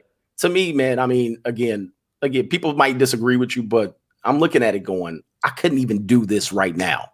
And I have a medium-sized following. And I don't even know if I would do it because I'm trying to be the marquee person, right? Yeah. A lot of times that gets in the way of you actually succeeding when you're trying to be the marquee. I agree. And put it on. It prevents you from succeeding. In the early years, I don't know if I was the marquee speaker, but I was more prevalent as a speaker, and I was doing coaching for guys. Right. And I realized about the second or third year into the conference, I was like, I need to stop doing that. Right. It's too competitive with the speakers. It's too similar. And I was like, what's more important to me, the coaching or building the conference of these coaches and these speakers? Right. And I was like, it's the coaching of the speakers and putting together the conference is what's really important to me. Not just important, but I think it's where the uniqueness and the magic's at. Because no one else is doing that. Shit's hard as fuck, and no one else is doing it. No one else back then, in the between then and now. Right. And there's a lot of power in it, man. Because all of you guys are, you have mid-level. Some of the speakers are huge. Stefan Molyneux, Elliot Hulse got millions. Yeah. But then even there's mid-level speakers like you and George Bruno and stuff. You guys get 80,000, 140,000. Yep. When I get 20 of you guys together, that's fucking threatening. That's another reason I think 22 Convention is so threatening. Is it's not just me popping off for a weekend about women. It's not just, you have a good book I want to read now, De-Evolution, we're going to get into in a second, but it's not just one book and one speaker and one speech or one dude. It's a lot of them. Yes. And that's threatening. That's threatening. Yeah. And when people look at all of these men and they go, this guy, Stefan Molyneux by itself would be an attraction, but then you bring in guys that are just as big and as strong. And I think, I've never spoke at any of these things, but I talked to, I think George Bruno, and he talked about there's massive egos, and rightly so, of these men in one place. You look at the names of the people, by themselves, would attract a good audience. Now you're bringing all of these guys in here, and these egos are putting this all aside for these men. right? Yeah, for a mission, man, for a cause. For the cause, cause. So they're not trying there. I mean, you're there to promote yourself, honestly, but you're not there to take over. And this is where things could go left, is when a man comes in and tries to take over this and be bigger than this. All right. That's what I had to deal with. That's what I had to deal with last year. Okay, so men, we all have egos. We could easily be like, I'm going to try to do this too. All right. Or I'm going to try to take this audience. That's where it can make a mistake. And that's where men lose. So it's good to see men of this caliber all share the same stage, promote themselves in between, but the greater mission is to help men with whatever message they have. Okay, whatever the message is, just to help men. You know, that's what a lot of the attendees, I think, don't even realize. Like, we have obviously the conference has tickets, the regular tickets, the VIP, and then their volunteer ones too for the volunteer dudes. Right. We take usually like half a dozen to 10. But at the end of the day, all the tickets are funding the conference itself, which we do a lot of filming at. And then the filming produces the speeches that go viral. So it's viral media creation. So these dudes who attend, they benefit by attending. Like, they learn from the conference. We have workshops, and they talk to the speakers, man. Most speakers are there for like 3-4 days. They talk to them like the whole time. It's crazy. All right. That's good. Yeah. Dude, coaching with Elliot Hulse, if you could even get it, would cost like, thousands. Right. He'll talk to you for 20-30 minutes on the side for free. Do like whatever you want to know. It's crazy, man. Yeah. So it's worth the price for whatever that man's searching for. Yeah. But beyond that, man, what they don't realize, and what I probably need to market better, is that you're funding the creation of viral media that helps millions of men. Right. And not just, men, but now women too. We're gonna teach them how to be great again. Quit being thoughts. The thought apocalypse. The thought apocalypse is coming to an end. Yeah, it's gotta happen. Man, I love, like you. I think I see you as a patriot. Just talking to you, I can feel it. Like, I love my country. I don't want to see it fall apart and die. Exactly. And I think women being driven off a cliff, and men too, man. Through all the crap we see. It's bad, man. It's real bad. And I think, I look, the whole patriot thing, we're trying to speak out now in order to prevent us from not able to defend it. Right. Yeah. At some point, it's going to be a burning fireball. All right. And we're trying to speak out now to say, look, it's burning. All right. They're going to ignite the fuse in any second now.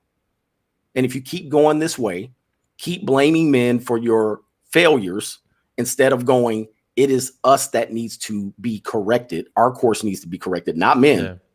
Then we would actually be able to benefit. But they don't even want to come to the table now, guys. They don't even. That's right. This is how bad they are right now. Yep. Now, I think men and women both have been lied to by feminism. Yes. But men are trying to do something about it with the Manosphere. That's important. And with women, they got nothing.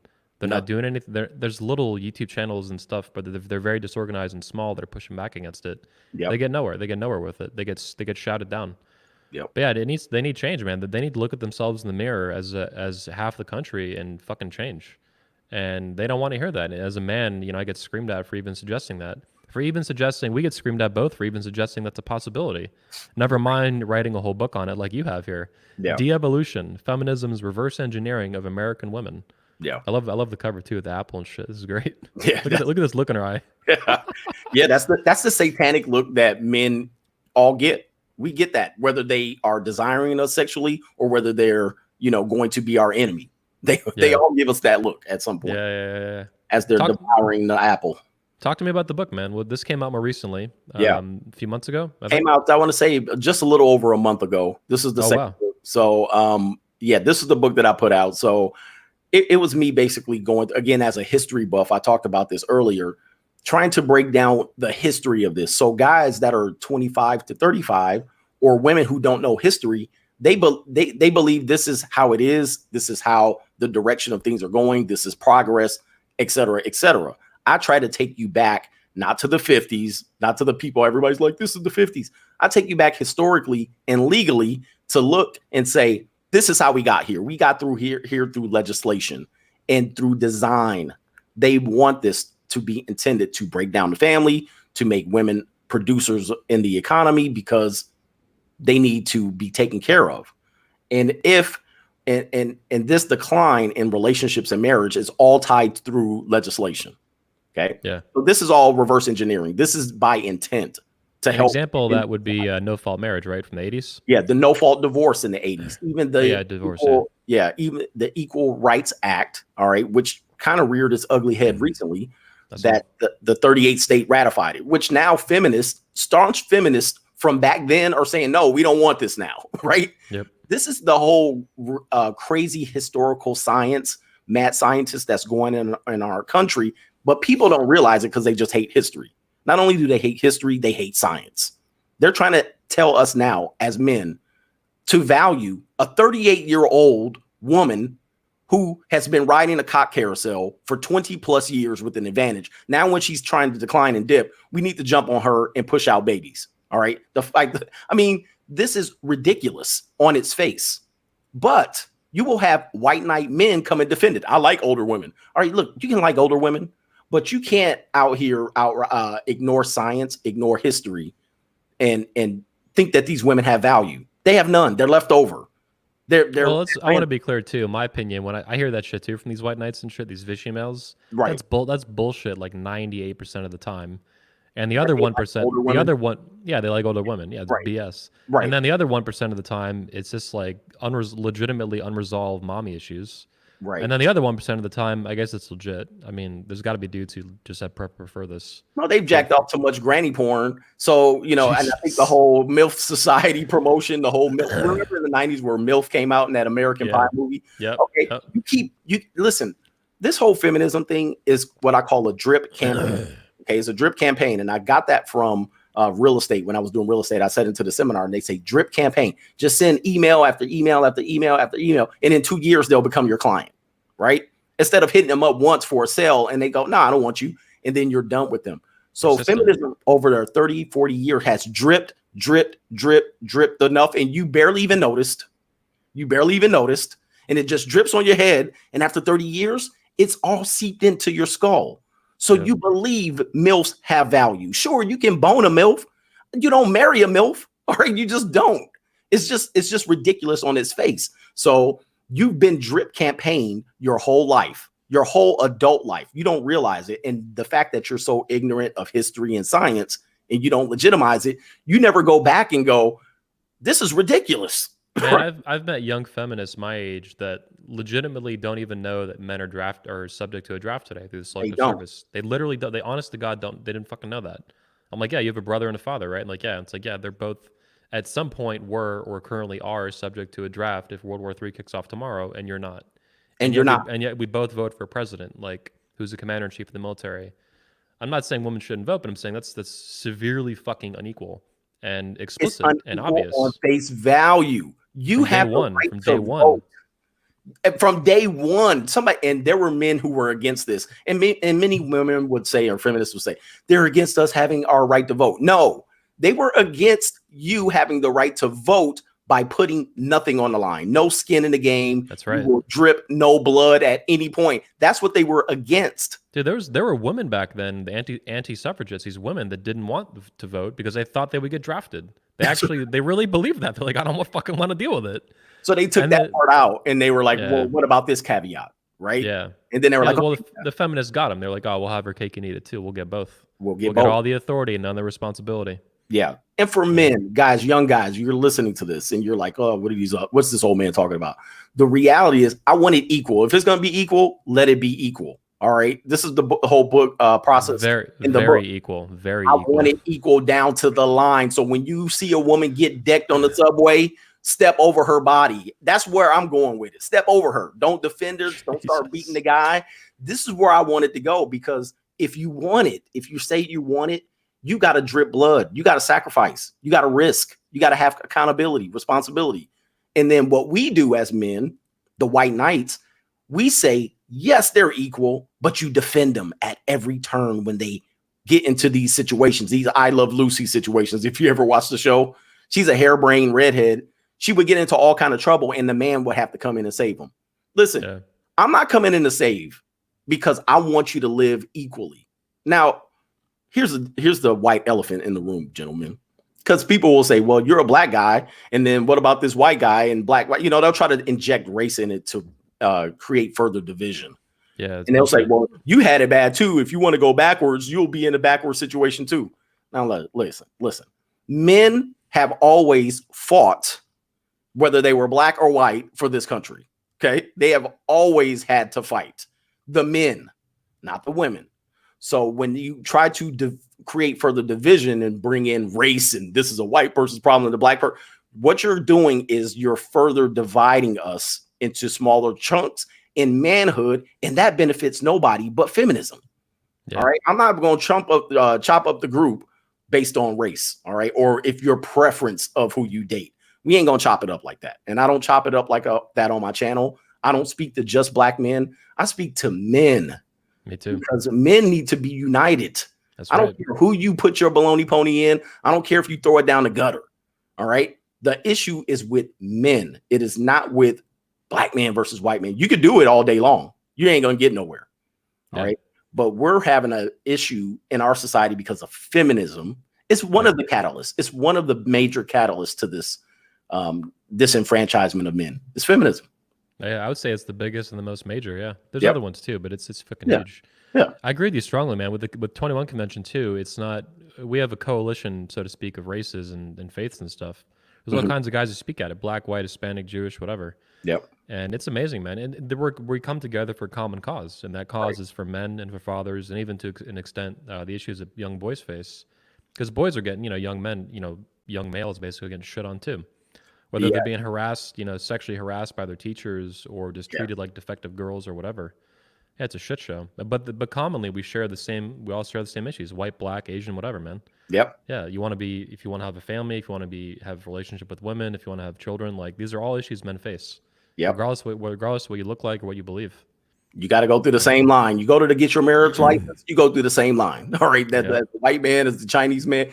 You go through the same line. And you then you go to a family court, divorce court, you're all getting fucked equally. Exactly. You all getting bent over. They don't ask you race. They don't ask you if you loved her. They don't ask you if she loved you. They just say bend over. All right. That's what we're trying to work against. Yeah. Fuck yeah, man. Yeah. And that's funny because we got called with 22 Convention, the women's one, we got called like racist and shit, which is delusional. We got like 3 black speakers or 4 now with you. Yeah. We got obviously white guys, we got like Jewish guys, we got Hispanic guys. Like this shit is ridiculous. It's like, what are you even looking at? I mean, it's not even plausible. It's fucking stupid. Exactly. Well, if you think about it, they have no way to attack it but to attack it with which they normally attack things. Yeah. Racist, sexist, and they throw these buzzwords out to try to discredit it. I think people are becoming more smart, not just red pill men, blue pill men, or people who live in the matrix, wherever you want to say. Normies, okay, normies. They're even becoming a little more they can see some of these things happening. Even with the election of Trump, I always go back in and black people get mad. How can you support Trump? I was like, I wasn't electing a feminist into office. That's just the bottom line. I don't care who the other person was on the other side. But even down to that election, they'll throw these things out here with no proof. Yeah. There's no proof. There's no proof that you have a racist organization going on. In fact, the proof is to the opposite of that. They'll still use it to attack it. Well, it's like they're crying wolf, and that's what I think is penetrating to the American public. They cry this bullshit. So everyone's racist, everyone's sexist, everyone's misogynist, everyone's a homophobe, everyone's a transphobe, everyone's a fucking Islamophobe. It's on and on and on and on and on. It's like you cry that shit enough, and people stop listening to you because they know it becomes very obvious you're full of shit. Like. Yeah, get out of here. We're desensitized to. We're desensitized to. Yeah, it. that too. Yeah, we're like, they call me a misogynist. I'm like, really? I've been called worse. All right. I mean, he's bitter. He's a misogynist. He's a sexist. Okay, now what? Now you have to deal with the rest. What do we got? Yeah, you done? Are you done? Screaming. You shut up now and actually have an argument, or just gonna keep bitching into the nether? Yeah. You mentioned Trump. It's interesting. I found out recently. I wasn't too surprised, but it made a lot of sense. A couple of years ago, I don't know if it was during 2015 when he was campaigning, or maybe even before that. He's actually on record on an interview for a magazine saying that he's not a feminist, which, surprise, no right. But he actually said that. So he's not saying he's an anti-feminist, although I do suspect he doesn't like it. He hates it probably. Right. Because he's got to see the bullshit that it is. This is fucking ridiculous. Right. But as a billionaire and now as a president, I think he's basically pushed his position on feminism as far as he possibly could in his position by saying he's not a feminist. Right. Like that's not acceptable in mainstream culture, but he's pushed it. Well, I guess it just barely is. Yeah. The strength in his position now. Well, he can outright say he is anti-feminist, but that would really put him in a lot more trouble. But I look at some of the things that that he's done. It's actually been more fair and balanced on racial lines and on gender lines than some of the other presidents who pushed way over here. All right. Like Obama pushed the whole gay and transgender or lesbian way over here to the point where it's now disenfranchising 12-year-old boys. Now they have to go in here. They're trying to explain their sexuality at 12. Like, do you remember what you were doing at 12? We weren't figuring out our gender, but now professional athletes are saying, oh, my son's figuring out his gender at 12. Ridiculous. So I look at his presidency as probably the most balanced, because when you try to throw in racism, sexism, what typically happens is you can pull up examples. Trump sent in all of this money for historically black colleges and universities. I saw that. I didn't see Obama do it. I didn't see even the president before him, Bush, do that. I didn't see any of these people do that, yet he's doing it. And here's the deal. If you're older like me, Trump and the black community he was like the person you aim to be. All right. In a lot of the rap lyrics, there were a lot of references, positive references to Donald Trump. He was closely linked to boxing and Mike Tyson and Don King. A lot of celebrity rappers would take pictures of him. All right. People wanted to associate with Trump. Now I find it odd that here we are 20 years later, and now he's supposed to be the grand wizard of the KKK. I'm like, what happened? As an older man who like history, I'm looking at it like, if you listen to rap in the 90s, they would talk about him positively. I got money like Trump. Blah, blah, blah. There were always lyrics about him. And now he's the grand wizard. Like, no, he's the devil. Yeah, he's the devil. I'm like, I don't get it, man. I mean, but people don't know history. Again, they ignore history. They don't do research. They look for these things on Instagram and social media, little hits, and they believe them instead of doing their own research. Yep. We got a super chat question here, but I'm not familiar with it.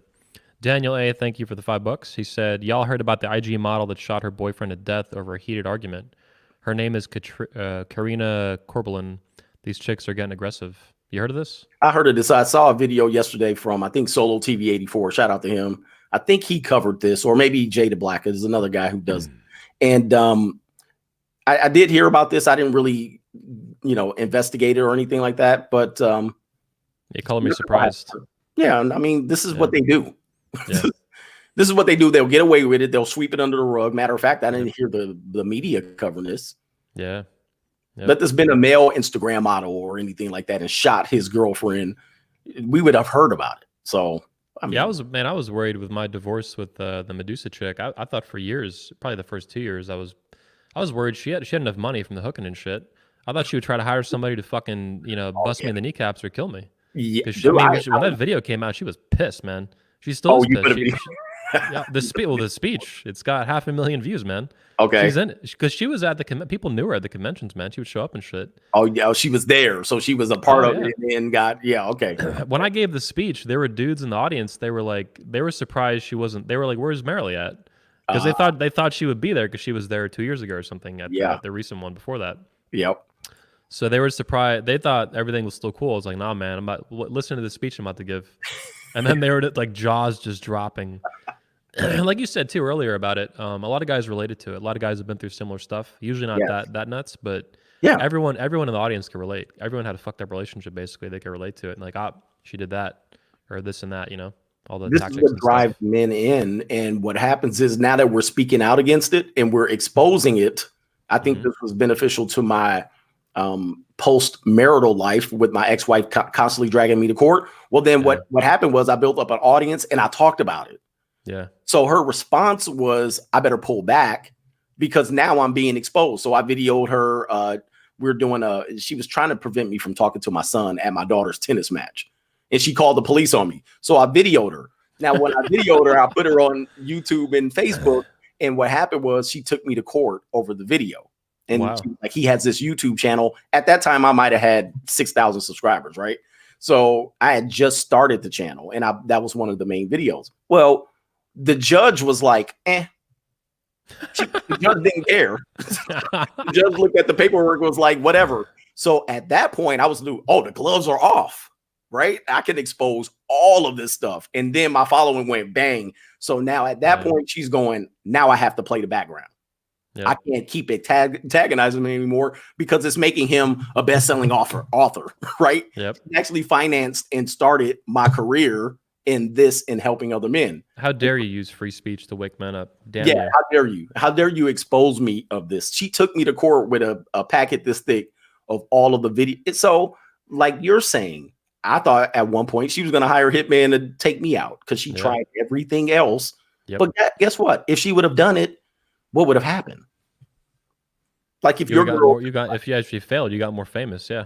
Yeah, exactly. So when they fail, we get to talk about it more. And what happened was men had the exact same experience, but were afraid to talk about it. Yeah. And now we're talking about it and we're sharing. Not only were they afraid to talk about it, maybe for good reasons, lose your job, all kinds of shit. Yes. Which is ridiculous. You shouldn't lose your job over anything like that. Right. But in my case too, it was interesting for me because I wasn't new to it. I already had the platform. When I put that speech out, we had the whole conference for it, I had the film crew, all that shit. So I found myself in a really unique position, almost like a duty or responsibility to speak up on this issue. Right. Because I'm like, how many dudes run a conference where they could speak about this, where it's a fitting topic anyway? Right. And then they're the founders, so no one could silence me, even at a conference level. I don't do that anyway to speakers. Talk about whatever you want. Right. But as the founder, I was like, ain't nobody gonna shut me up. Do what the fuck I want. Exactly. And then I published that speech about what happened with her, and her face is in it, her name and shit, because everybody knew her. Yeah. And that was sent to 120,000 subscribers when that went out. Okay. So it was a unique opportunity. I think there's no other video like on the internet that I know of. Usually you just kind of do video blogs, maybe if you had an opportunity to do that about an issue like that, like you did. Right. But putting together a speech on it and shit with a full film crew and all that, and photography and shit, it was dope, dude. It helped a lot of men, man. Half 500,000 almost now. Yeah, so most men would say, hey, there was some aspect of that, which is good. This is why we're here. I mean, this is why we're here. We're not here to beef against each other. That's not what I want to put out there. You know, I'm not going to agree with everybody on everything, but at the end of the day, men are hurting, and I'll use the hurting word. Men are hurting because they have no one to turn to that will look at their issue and not try to push them back in the room and make it work out. Right. Yeah. And this is what marriage counselors do. This is what the system does. This is what the media says. Oh, she's toxic. Maybe you weren't doing something, or maybe you created it, and they push you back into the toxic relationship, the domestic violence relationship. They push you back into an imbalanced relationship, and they say, you make it work. Stop complaining and screaming. Well, now they have a platform to come to where we go, yo, we get it. Yep. We get it. You're not only have a disadvantage in the government's eyes, you have a disadvantage in relationships, and the women know it. They know it. Yeah, feminism has penetrated every level of society, and I think that's why it's so dangerous, man. It's not just the courts, the family court and divorce court, or even the Me Too stuff. It's the workplace, it's the home, it's the school, it's the university, it's the military, it's like the local government, the county government, the state government. It's fucking everything all the time. Yep. 99% of the time, you'll get Trump is a major exception to that, being not a feminist. Right. And like you said, he what?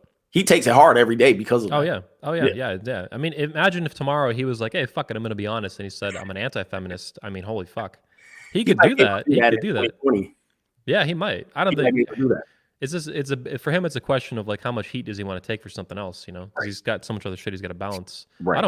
I'm actually really happy very happy he's gotten as far as he did, saying he's not a feminist and being the president. We have a not a feminist president. Fuck yeah. I'm in love with that. I'm in love. See, that on its surface, I'm in love with that, because I think for me, as growing up and all of the issues that I faced, the worst of it wasn't racism. It wasn't the police. It wasn't, something else. I couldn't get a job. It has been my relationship with feminist women, or relationship to how women use feminism to their advantage. That has been has had a bigger impact on my life than anything else. And men don't see it. Some people, if they're a minority, they may not see that. Yeah. But if you think about it, single motherism. You think about it, college single motherism. I never heard of that. That's good. You think about abortion. You think about community relation to laws. You think about the civil rights acts in the code that Lyndon Johnson put in 1965. That's had a way bigger impact on you than any issue. If I'm not mistaken, too, if I understand it correctly, correct me if I'm wrong, but abortion has devastated the Black community worse than any other community. Yep, if whites or Asians or whatever. Margaret Sanger, look up Margaret Sanger. She was intentionally using abortionism to basically put genocide into the Black community to prevent them from procreating. Yep. And then you add on the Civil Rights Acts, which rewarded women to remove men from the house for financial means, and women fell for a hook, line, and sinker. Now, if you look at the Black community now, we talked about the single mother rate in the United States. It is now approaching 80% of children are born to unwed mothers. 80%. Now, if you know anything about history, you go back. In the Black community or in general, you mean? In the Black community, it's 80%. Okay. Approaching 80%. We're like at 75%, 80%. Wow. You can go to Detroit, Michigan, and it's something like 95%. All right. Wow. But if you take it back, we were the most married couples. Black men and Black women were most married. We were more likely to be married than white people back in like 1920 and 1930. Like marriage was how we built our community. It was how we survived and were able to protect ourselves from racism, was family. Now they destroyed that, and look at a result. Now, when people bring up why is the Black community a certain way, I'm like, if you don't talk about single mothers, I ain't talking about the discussion. I'm not talking about the rest. I'm not talking about police brutality. I'm not talking about Nazism, KKK. The number one thing I want to get on the table first is single mother rate. If you don't want to deal with that, I'm not discussing racism. Which is basically just, you're looking at family. You're like, the family's falling apart. Of course, everything else is falling apart. Yeah. Yeah. How is it going to stay stable? And now you have women further trying to remove men from the family. Forget it. I'm like, I ain't talking about it unless you want to talk about that. Well, let's talk about MGTOW then, because I mean, that's men going their own way. It sounds like that's what a lot of that is. You know, I've been aware of MGTOW for a long time. I haven't studied it extensively. I know some guys in it, like one of our panelists, DDJ, is a big YouTuber in it. Talk to me about MGTOW for the average guy who doesn't know much about it. Like, for example, are there stages of MGTOW and stuff I've heard of? Yeah. Well, you seem different from like a turd-flinging monkey or a Sandman, for example. Right. I think that's led to my popularity, to be honest with you, because I think at some point early on with MGTOW videos, a lot of the men had to hide themselves for safety reasons, right? They couldn't just start coming out with this stuff. People would attack them. But when you now have, with MGTOW kind of evolving, you have men that are showing their face.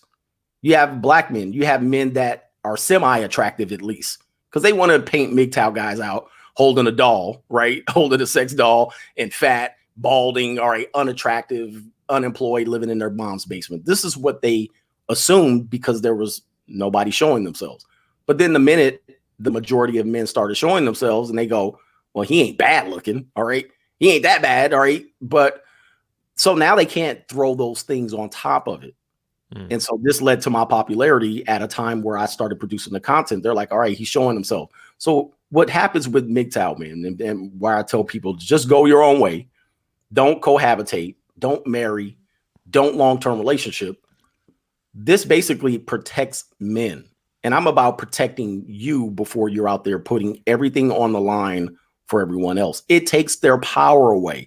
And it takes their power away when they try to throw ugly terms at you from merely taking your power and holding it on your own. Incel, sexist, all this shit, Yeah, they're like, okay, he's lonely, he's broke, he's hurt, he's bitter, he's a misogynist, he's sexist. They'll roll all of those things out, and I say, now deal with the facts that I just presented in front of you. The marital rate is low. The divorce rate is high.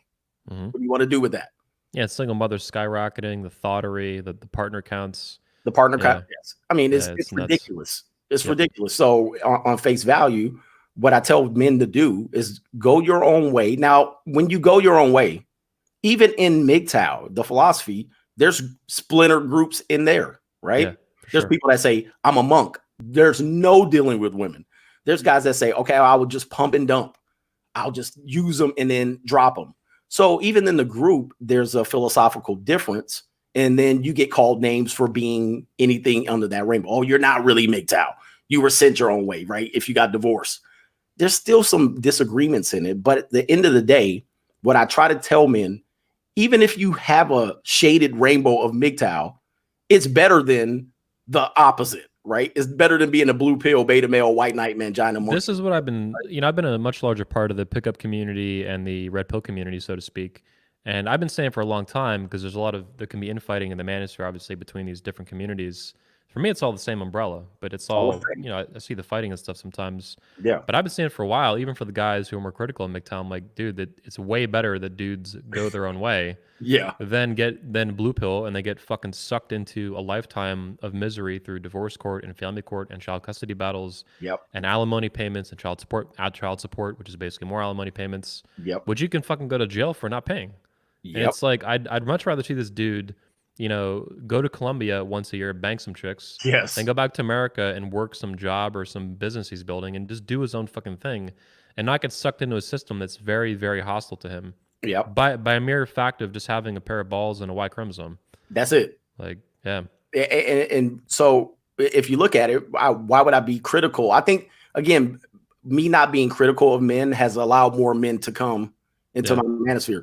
What happens is sometimes MGTOW, red pill men who are PUAs, they shut off so many people and they corner themselves. This is what feminists do. This is what women do. They corner themselves into the corner. They paint themselves into the corner, and then they can't explode. They can't expand because you just cut off so many of the audience. Well, I'm sympathetic to a man that says, okay, I don't believe in marriage, but I'll date casually.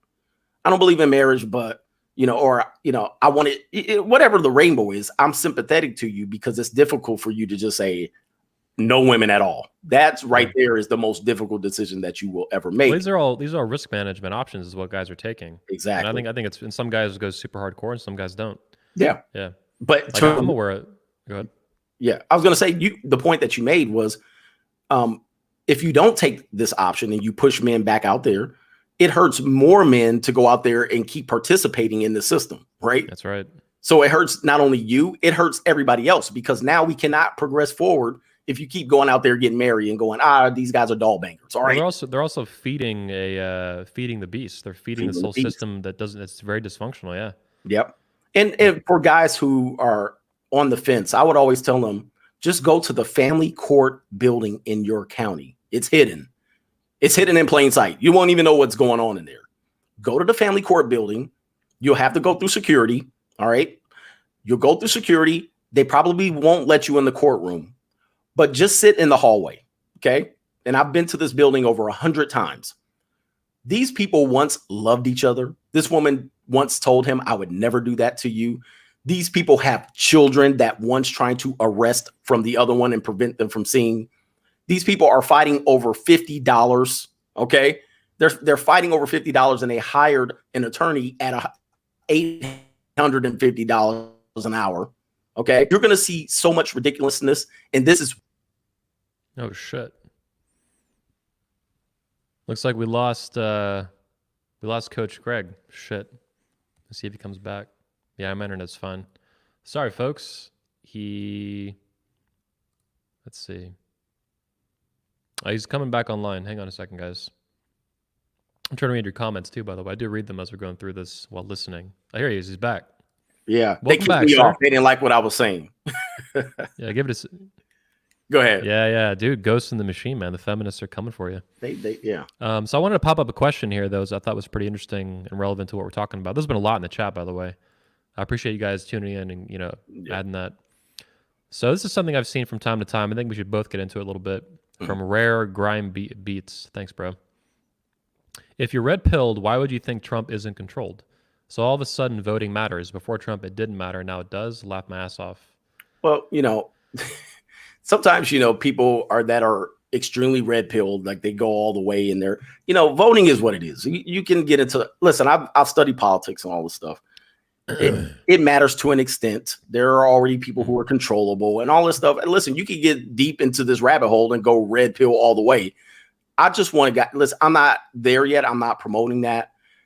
You can do that all you want and sit and laugh at people who don't get involved in political elements and all that stuff. Listen, in my opinion, Trump was not supposed to be here. Okay. He was not, you could say that there was a puppet pushing him here. He was not supposed to be in the position that he was. Or it's a psyop or some other bullshit. Yeah, you can go listen. There's guys that can do that all day long. Don't be on my channel bringing that to here. All right. I ain't going to be red pill like that. I stick to the subject matter. And a lot of people like this try to distract other men. All right. From the real issue. My book is about feminism. All right. We're talking about feminism. You could go talk all that stuff on another one of your conspiracy theory channels all day long. I like conspiracy theories to an extent. Yeah. But you want to come in here and start dissecting and dicing all that. Leave this channel, leave my channel all day long. I'm not going to get into it with you on that. See, this is a distraction element. Men like this try to distract you. Again, they want you to dice up your group further over conflicts like this. Yeah, it's just so specific too. But he's also saying red pill. This sounds more like black pill to me. Yeah, that sounds like, you want some other element stuff. Yeah, okay. It's like, get the fuck out of here. Like, it's, come on. Trump has nearly been impeached and removed from office. Like, obviously, there's some elements in the government and the establishment trying to remove him from office vehemently, constantly, every day of the fucking week. And you see it. Even down, we saw it with the Russian investigation. We saw it. Now it's the coronavirus. It's his fault. To me, if you're really black pilled and you're going down that element, you would see when there's a systematic approach to remove somebody, deplatform them. They were not intended to be there. There was people who did not want them there. Yep. When Obama was in office, there was a small group of people who didn't want him in there. They had the Tea Party people. They had no legal way to remove him. All right. So they just backed off. That means they didn't control the media either. They didn't control mainstream media. They didn't control Hollywood. They didn't control, all these billionaires and shit.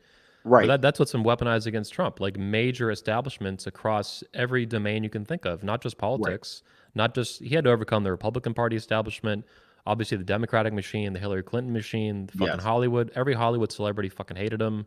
Yep. When you hear there's the Never Trumpers. It's like he went up against so much shit. That's what eventually turned me. I was a libertarian.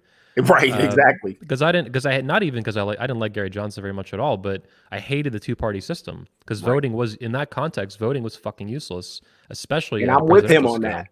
Yeah, I'm with him on. See, I'm locked step with him. But like you said, when you start seeing stuff, you're like, wait a minute. Yeah.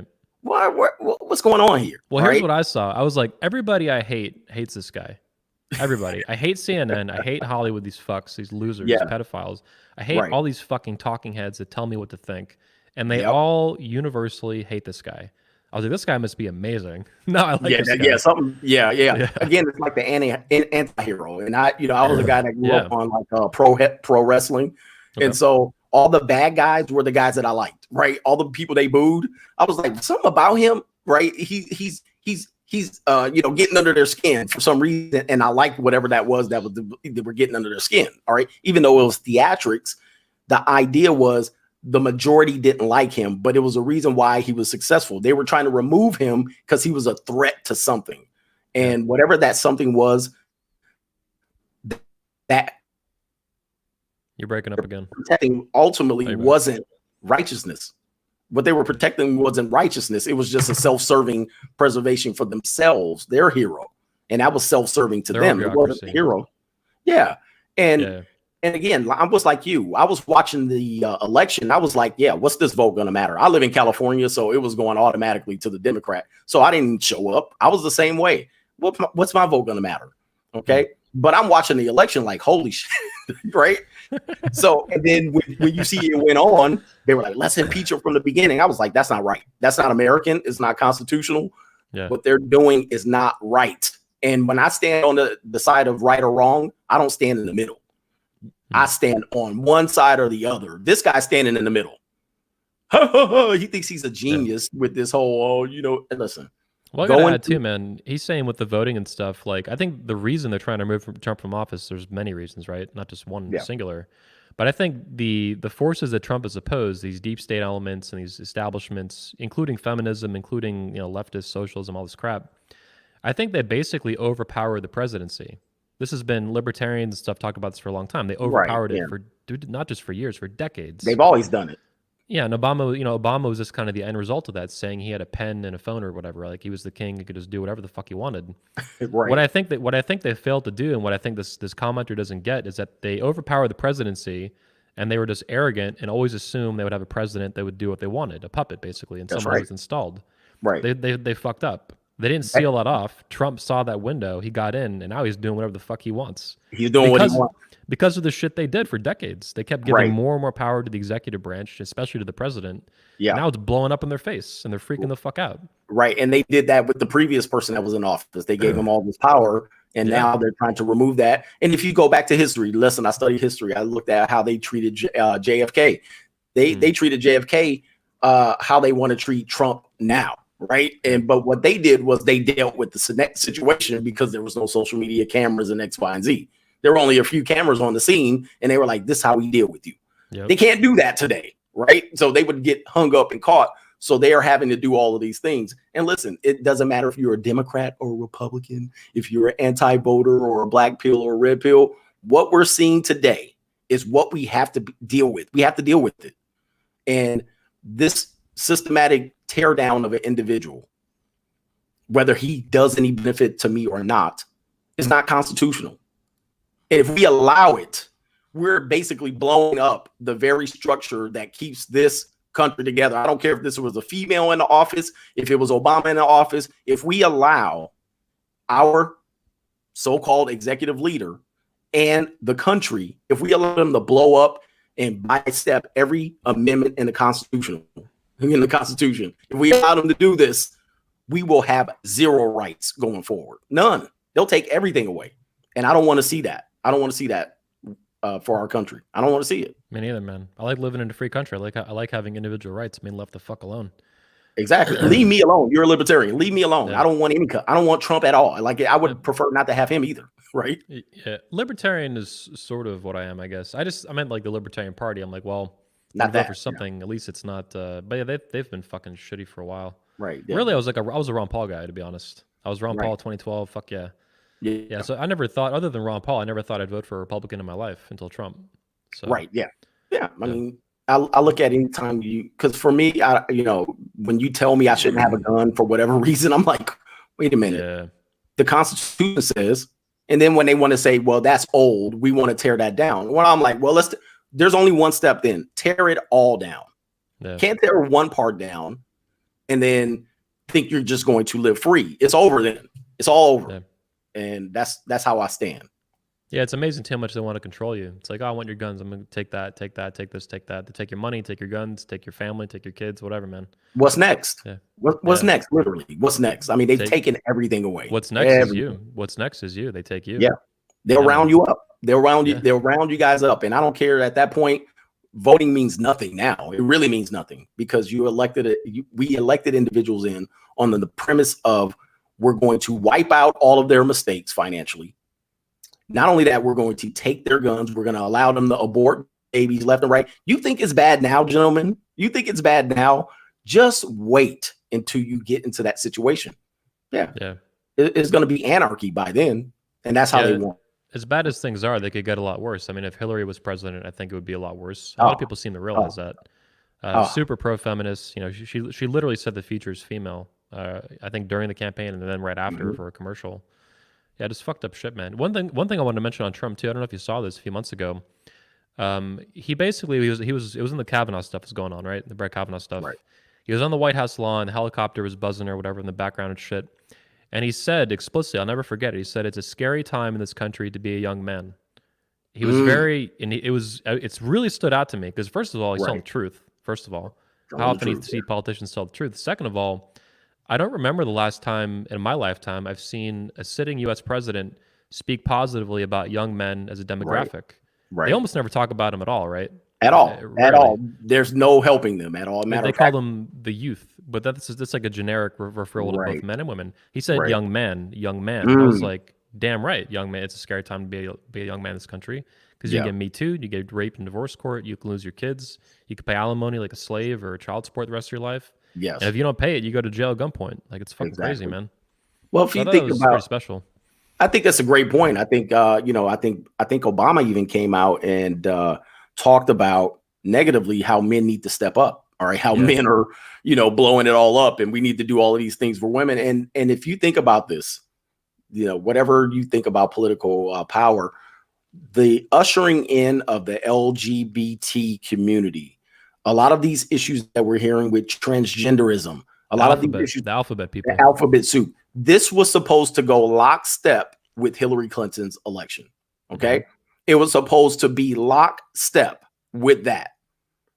The person who disrupted that was Trump. Because if you think about it, if Hillary was in her chair and you see these ridiculous things go on, they would have voted all of this stuff in, and we would have been, I'm telling you, I think this election set that whole movement back 50 years. Yep. Because we would have been here now. We would have been at, what is it, year 4? It's not even been year 4 now since Trump's been. We would have been there right now with Clinton in the office and all of these ridiculous things that are happening now. I don't know I can't imagine where we would be. Yeah. But the fact that she wasn't in the chair allowed these things to not progress as far, but they still got out, right? Yeah. They still got out of the can. So we're still having to deal with it. But it would have been ridiculous by now had she been in that chair. And that's how I look at it. I don't care what y'all want to talk about in politics. All right. The policies, I agree with you 100% this. Yeah. The policies and whatever you agree with, disagree, I don't care either. It's like things would be a lot worse now. When I endorsed Donald Trump right before the election, that was basically what I said. Yep. I said, if you're a man in this country and you care about being a man and having your rights as a man protected or left alone or whatever, you need to vote Trump. Donald Trump at minimum is not hostile to you as a man or father. Right. Yep. Hillary Clinton is explicitly. Yes. And that's how simple it is. Like, I'm a young man. I'm looking at men as a demographic. I lead my company and do my thing with 21. I'm like, if you're a man, you got to vote Trump. Like, that's it. If you would have done this under Hillary's administration, just think about this. And I put this book out, The Evolution of Feminism. Yeah. Neither of these things would have happened. They wouldn't have been able to go on today had Hillary been in the office. This is just how I look at it. I mean, it's just the fact that I think people attack him on that and they want to use all of these things to divide us and all that stuff. I look at it on the basic principle of I wouldn't have been able to have the voice that I have today. I wouldn't have built up the subscribers. They would have deplatformed me from the day one, and you wouldn't have had your business. There would be no help for men. Hillary Clinton, one of her role models was Margaret Sanger. Look it up. That was her main role model as a feminist. And if you don't know anything about genocide in the Black community, Margaret Sanger was the genocidal maniac of the Black community. And Hillary Clinton was lock, stock, and step with her. She idolized Margaret Sanger. And so for Black people to be like, well, Trump's a racist. I'm like, Clinton would have been triple the racist as Trump. But they don't want to see it as that. I get it. They don't want to listen. They don't want to talk. Get it. Yeah, whatever. You can you can black pill it all day long. They're like zombies, man. They just want to hear what they want to hear what they already believe. And if you don't have anything to feed that, then they just start screaming at you and say you're racist, sexist, misogynist, and whack job. It's crazy, man. But keep fighting, man. You're right. We still got the platforms, as bad as that shit is sometimes, demonetization, all that. Yeah. We're still online, still kicking, still going. Yep. And it sucks. The subscriber counts a lot too. It sucks sometimes, man, when they fuck you like that. It's terrible, man. I mean, I would be over probably 150, but again, that's just numbers. Yeah. It's just numbers, and I'm not trying to compete against anyone. I want the people that are there to be there. You compete against yourself. Is that how you view yourself? Yeah, I compete against myself. It's like, I'm not trying to be the biggest and best. I know I can't do anything because, I have a training business that I run. I train, I do this as a side. And I give it an effort because men want to hear the message. So I do my best to stay consistent. But it's sad when you look at it and go, damn, they really slowed my channel down. They like crippled it. Yeah. And I know they've done that to you and a lot of other men's channels. They cripple it. And to me, it's a testament, though. To me, I take pride in it. Yeah. Because if they weren't trying to cripple it, that means to them, there's a benefit to my message that they're benefiting from. Well, they see you as a threat, and us too. Yeah. Yes. Yep. They see it as a threat. And I'd say good. Yeah. I think we should be a threat. And I always tell men, build your own channel. You never know. You could be that voice that, again, gets every other man another full year of listening to somebody that's uncensored. Yeah. Make your own. As bad as censorship can be, starting your own channel or having an existing one, they have a lot of difficulty stopping word of mouth. At the end of the day, that's why I think survival is important, to get through this nightmare of this Orwellian censorship, this feminist, the fempire that we're kind of, fighting back like rebels right now. Yep. You got to survive. And if you do, I think good things will come. And Trump presidency is a good example that if they crack down on the censorship crap and do something about it, which I think is a very real possibility right now. They're certainly aware of it. Yeah, yeah. So survival is key in building an audience during that time. It is, and I'm starting to now get recognized in public places. And then also, I think other people that I know are sharing my channel to other people. And somebody said they bumped into a guy and he brought me up and he was like, oh, I know him. And so when I hear that now, that people who knew me outside of this channel are now meeting people that know my channel, it's, to me, the word of mouth is going to be far more impactful than staying on YouTube and getting subscribers. When other men start sharing your stuff and start realizing, oh, I follow him too. There was a girl that I knew in Columbus, Ohio, and I make fun of Columbus, Ohio all the time. And she knew me from maybe 10 years ago. And she, I comment on her Instagram post as a friend, and they saw my comment and they were like, how do you know him? And she was like, yeah, I know him from whatever. And then they were like, oh, that's Coach Greg Adams. She knew nothing about my channel. She didn't know anything. And so when she finally figured out that who I was on YouTube, she was blown away. She was like, what? And of course, then she unfollowed me and blocked me. But, you know, it's one of those interesting dynamics. At that point, I wasn't putting my stuff on Instagram. I was just putting my family stuff. So, you know, once the audience builds up, you'll find out that there's 6 degrees of separation related to this, and more people will share the word of mouth way, and that's going to be way more powerful. I agree. And I've had a lot of the same experiences over the years, especially recently doing all that stuff. Make Women Great Again in particular has hit like everybody in the state of Florida, like my age, like everybody fucking knows about it. And it's gotten so big that a lot of people, like I have friends with girlfriends that'll see it and they'll be like, yo, do you know who's doing that? And they'll be like, these girls will be like, who? And they'll be like, Anthony. And they're like, these girls will be like, fuck Anthony, are you fucking kidding me? Because, you know, they know me from years ago or whatever. And they knew I did the convention, but they didn't, you know, a lot of them were not too into that. It's for men. The girls just didn't care too much about it. But the women thing they get, and they're all sharing that on Facebook, and they were just outraged. It's the latest outrage for them to scream about. But then they knew me from high school or some shit, and they're like, what the fuck? Like, how did that happen? You know? But I think that's a power, because we start sharing within ourselves first. Because a lot of times when men have problems, they used to go to women to try to solve them. They would share this information with women. I'm having a problem with my girl. She's doing this, she's doing that. And you'll go to a woman because you believe she's going to keep your secret. And then you go to them and they don't protect you. They protect the woman. And then we constantly got in that cycle. Well, we start protecting ourselves, and women didn't care. Not until we start cutting into their business. And now you cut into their business. I'm cutting into their business. And now they care. They're like the mafia, man. They're like, get out of my domain. I'm like, fuck you. Take you on my corner. Get up out of here. So that's where we are. I think you're right though, because women have not had. I call Make Women Great Again the first positive counter movement, counter message to feminism. Right. And that's actually collaborative. Public. That's public. There's a lot of people involved. I agree. And women have had. They don't even have. And we can complain about women all day long, and that we're justified in doing that in some ways. But the reality is, if you're a young American woman, what the fuck else are you gonna do? You have feminism or whatever you have on your own. You have Amazon.com to figure your life out. Or maybe you should have a community and a family, but a lot of times they don't. Well, that's another underrepresented undercurrent that, again, is not trying to is silenced to an extent. Women who are saying, well, you're not really giving me a choice here. They're going, you're giving me a choice of I got to go to work or I'm a loser, right? So I just want to have a family. I just want to stay at home and raise my kids. And they get browbeated, right? That's right. They take them out at the kneecap more than us. That's right. They get bullied immediately. They get bullied by women, not by us. That's like we don't say anything. We actually try to go, okay, that would be beneficial to the feminists. Take them out at the knees. Now on MGTOW, we try to tell these guys, okay, don't trust, because at the end of the day, you can't trust any of them because they can use the court system at their advantage like that. So it's difficult for us to really accept them in and embrace them.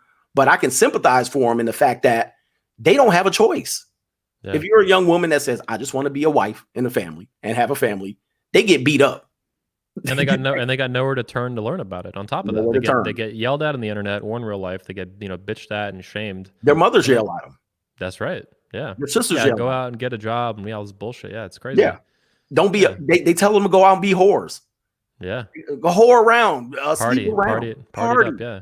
Run yourself to the ground. The Sheryl Sandberg Facebook COO plan, party in your 20s, bang all the bad boys, and then find a nice, good man who respects you at 30. It's like, wow. But look at her life and look at what you're trying to do. Look at Sheryl Sandberg. Like, who would want that woman? Who would not many men will sign up and say, I'll take them. Monkey Simp would be like, I'll take her because she just has money. But they don't realize he has no power in that relationship. You will get beat down fast. Yeah. But yeah, I mean, what you're saying now is, look, you're at least giving women an option. Yep. Make women great again. You can actually be more beneficial and given an option. When these women have no option. So they go and learn from whores who are single. They go and learn from single mothers. They go learn from divorced women, and they further the cycle. Yep. We got to stop the war on motherhood, man. I had fun writing that one. Me and one of my guys, the war on motherhood. That's the feminist war on motherhood. Yeah. Yeah. Yeah, it was fun putting this together, man. It's funny how viral it went too. It's beauty and the obesity. And the obesity. Yeah. I try to make it beauty and the obese, but yeah, the obesity. Yeah. Yeah. That's the body positivity crap they promote, where it's the fat women are beautiful and all this stuff. It's like, no. Yeah. Some guys think you're beautiful, but most guys, that's just unhealthy. Like, that's one of those things, guys, that, we talked about the men who like older women. Men say they like fat women, again, because you've been jacking off the fat women on porn. Listen, you only like fat women because they're easy, and now you've been conditioned to like fat women. As a matter of fact, 70%, close to 70% of women are considered fat or obese or overweight. So you have no choice but to like fat women. 80 million of them. That's right. 80 million. We did the numbers on it. Yeah. Yeah. So you have no choice but to like fat women. That's all you have available to you. And especially if you're poor, you have nothing but fat women available to you. So you got to like them, right? It's like one of these things that we've evolved to like. Yeah, it's crazy, man. I went to Poland last year for the convention, the country of Poland, and there's no fat women there. Right. I mean, like, none of them. It's just everywhere you go, women are in shape. I saw one fat woman there, I think, like the whole time I was there. I was there for a month. Right. And she's probably, she's probably Turkish or something like that. So it's not America. It's, guys, if you're in America and you have not traveled outside, like, you need to travel outside of it to see what is normal in other countries. First world place like Poland, man, it's great. And the women there are beautiful. They're in shape. They hate feminism. They make fun of it usually. And they're not fat. They're in good shape. They take care. It's everybody, the men and women both. The men aren't fat either. Right.